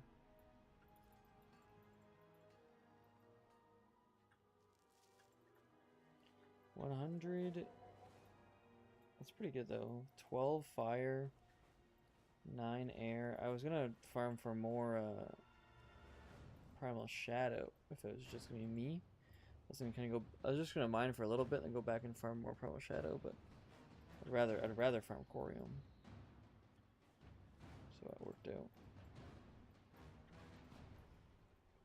Yeah. Anyone ever wants to farm corium, just let me know. I'll always be down to farm corium. As long as I'm in this expansion lock series.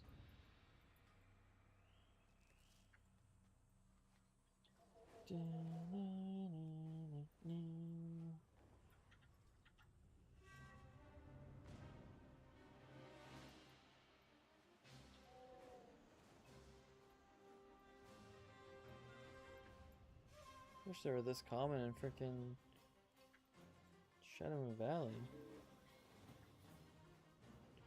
Exactly 10.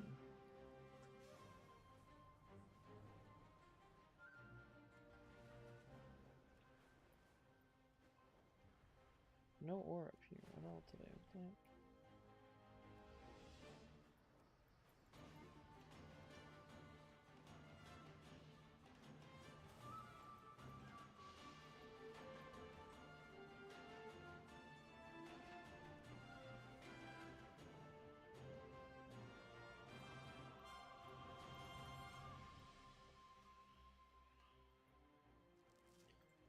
Air is good because I do need air for some crafting as well as the primals mites.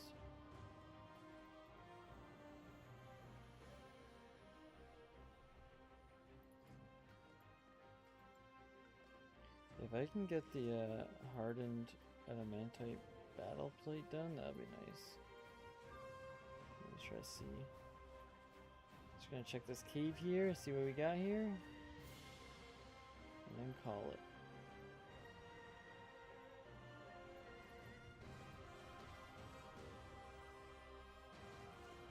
Figured I would have got a lot closer to a level for today, but I guess not. Let's see what's in here. Thorium! Last vein of the day, baby.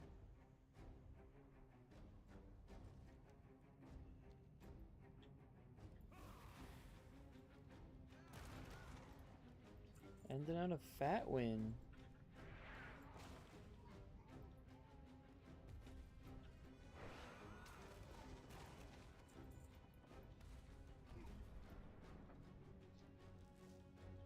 Big dub right there. I'm out of range. The back was just a normal adamantite though.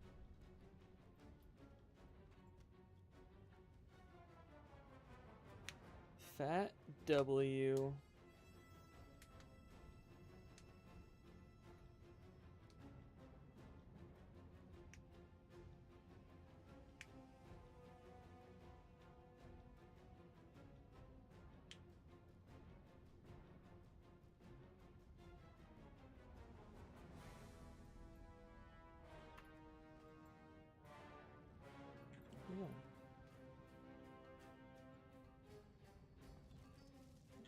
Ending on a 4 as well for both of us. Nice. 1 on surface. Alright.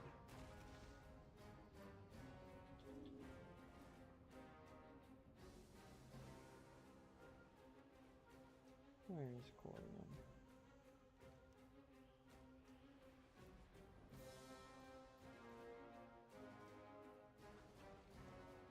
Did you find it?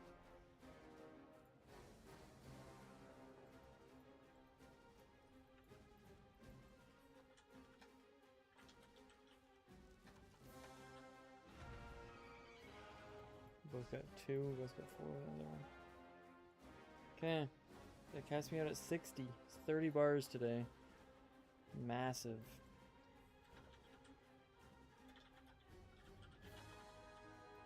Thank you tremendously for helping, because that made me get a lot more.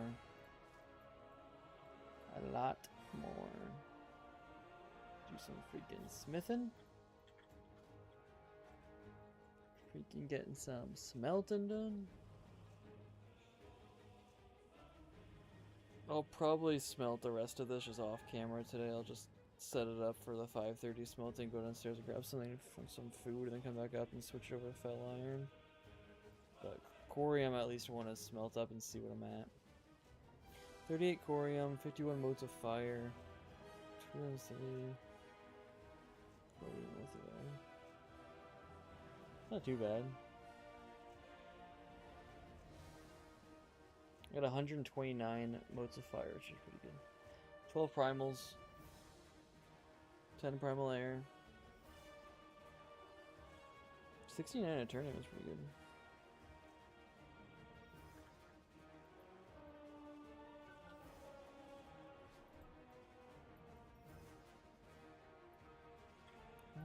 Okay, wrong one. Wrong one.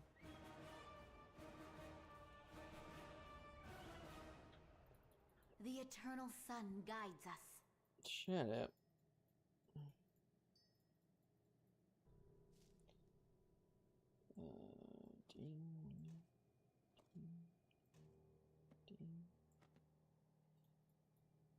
Those in, put that in. I'll probably switch those up anyways. Might as well just grab these 60. I can't use that item yet. So at 13, I finally have another one of those. Fill that freaking hole. Okay, let's sell. I have one-of-a-kind items. Time is up. I want to see what I need to work on next, maybe tomorrow. I was thinking about doing a classic stream tomorrow. Do we want to see a classic stream tomorrow, or do we want to see a normal stream tomorrow? So I'm fine with either. I've been really enjoying expansion launch right now. But I am also down for classic. Classic's a lot more slow paced, and I don't really need to do slow pace right now. Because they're both kind of slow. I just want to get this expansion launch series done.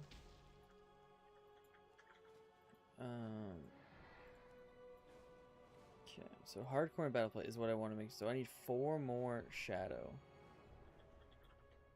So I need to work on that next. And then I think 20. Oh, this is 10.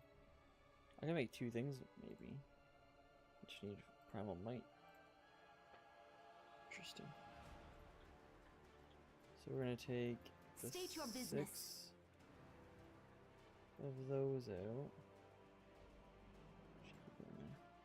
What else do I need? I needed 10 of these. Okay. And then to make something with 10, these don't even matter, I just need 4 more of those. Everything else I just need and use. So I need more waters. The reckoning Okay, is it's not too bad. Not too shabby.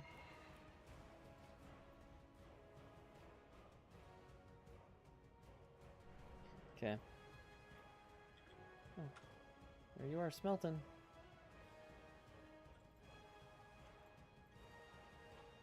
I think that's gonna be everything for me today. Thanks for everyone hanging out and chilling. let me know. I guess if hopefully everyone liked the lore in the background while I mine. It's just kind of like an extra thing. But yeah, thanks Hans for coming in and helping. A reminder, I am live tomorrow. I'm not usually live Fridays, but I am gonna be live tomorrow, same time. And then I'll be alive. I'll be live a bit on Saturday, and then hopefully doing some editing after, and getting episode 6 worked on, and all that stuff. So yeah, thanks.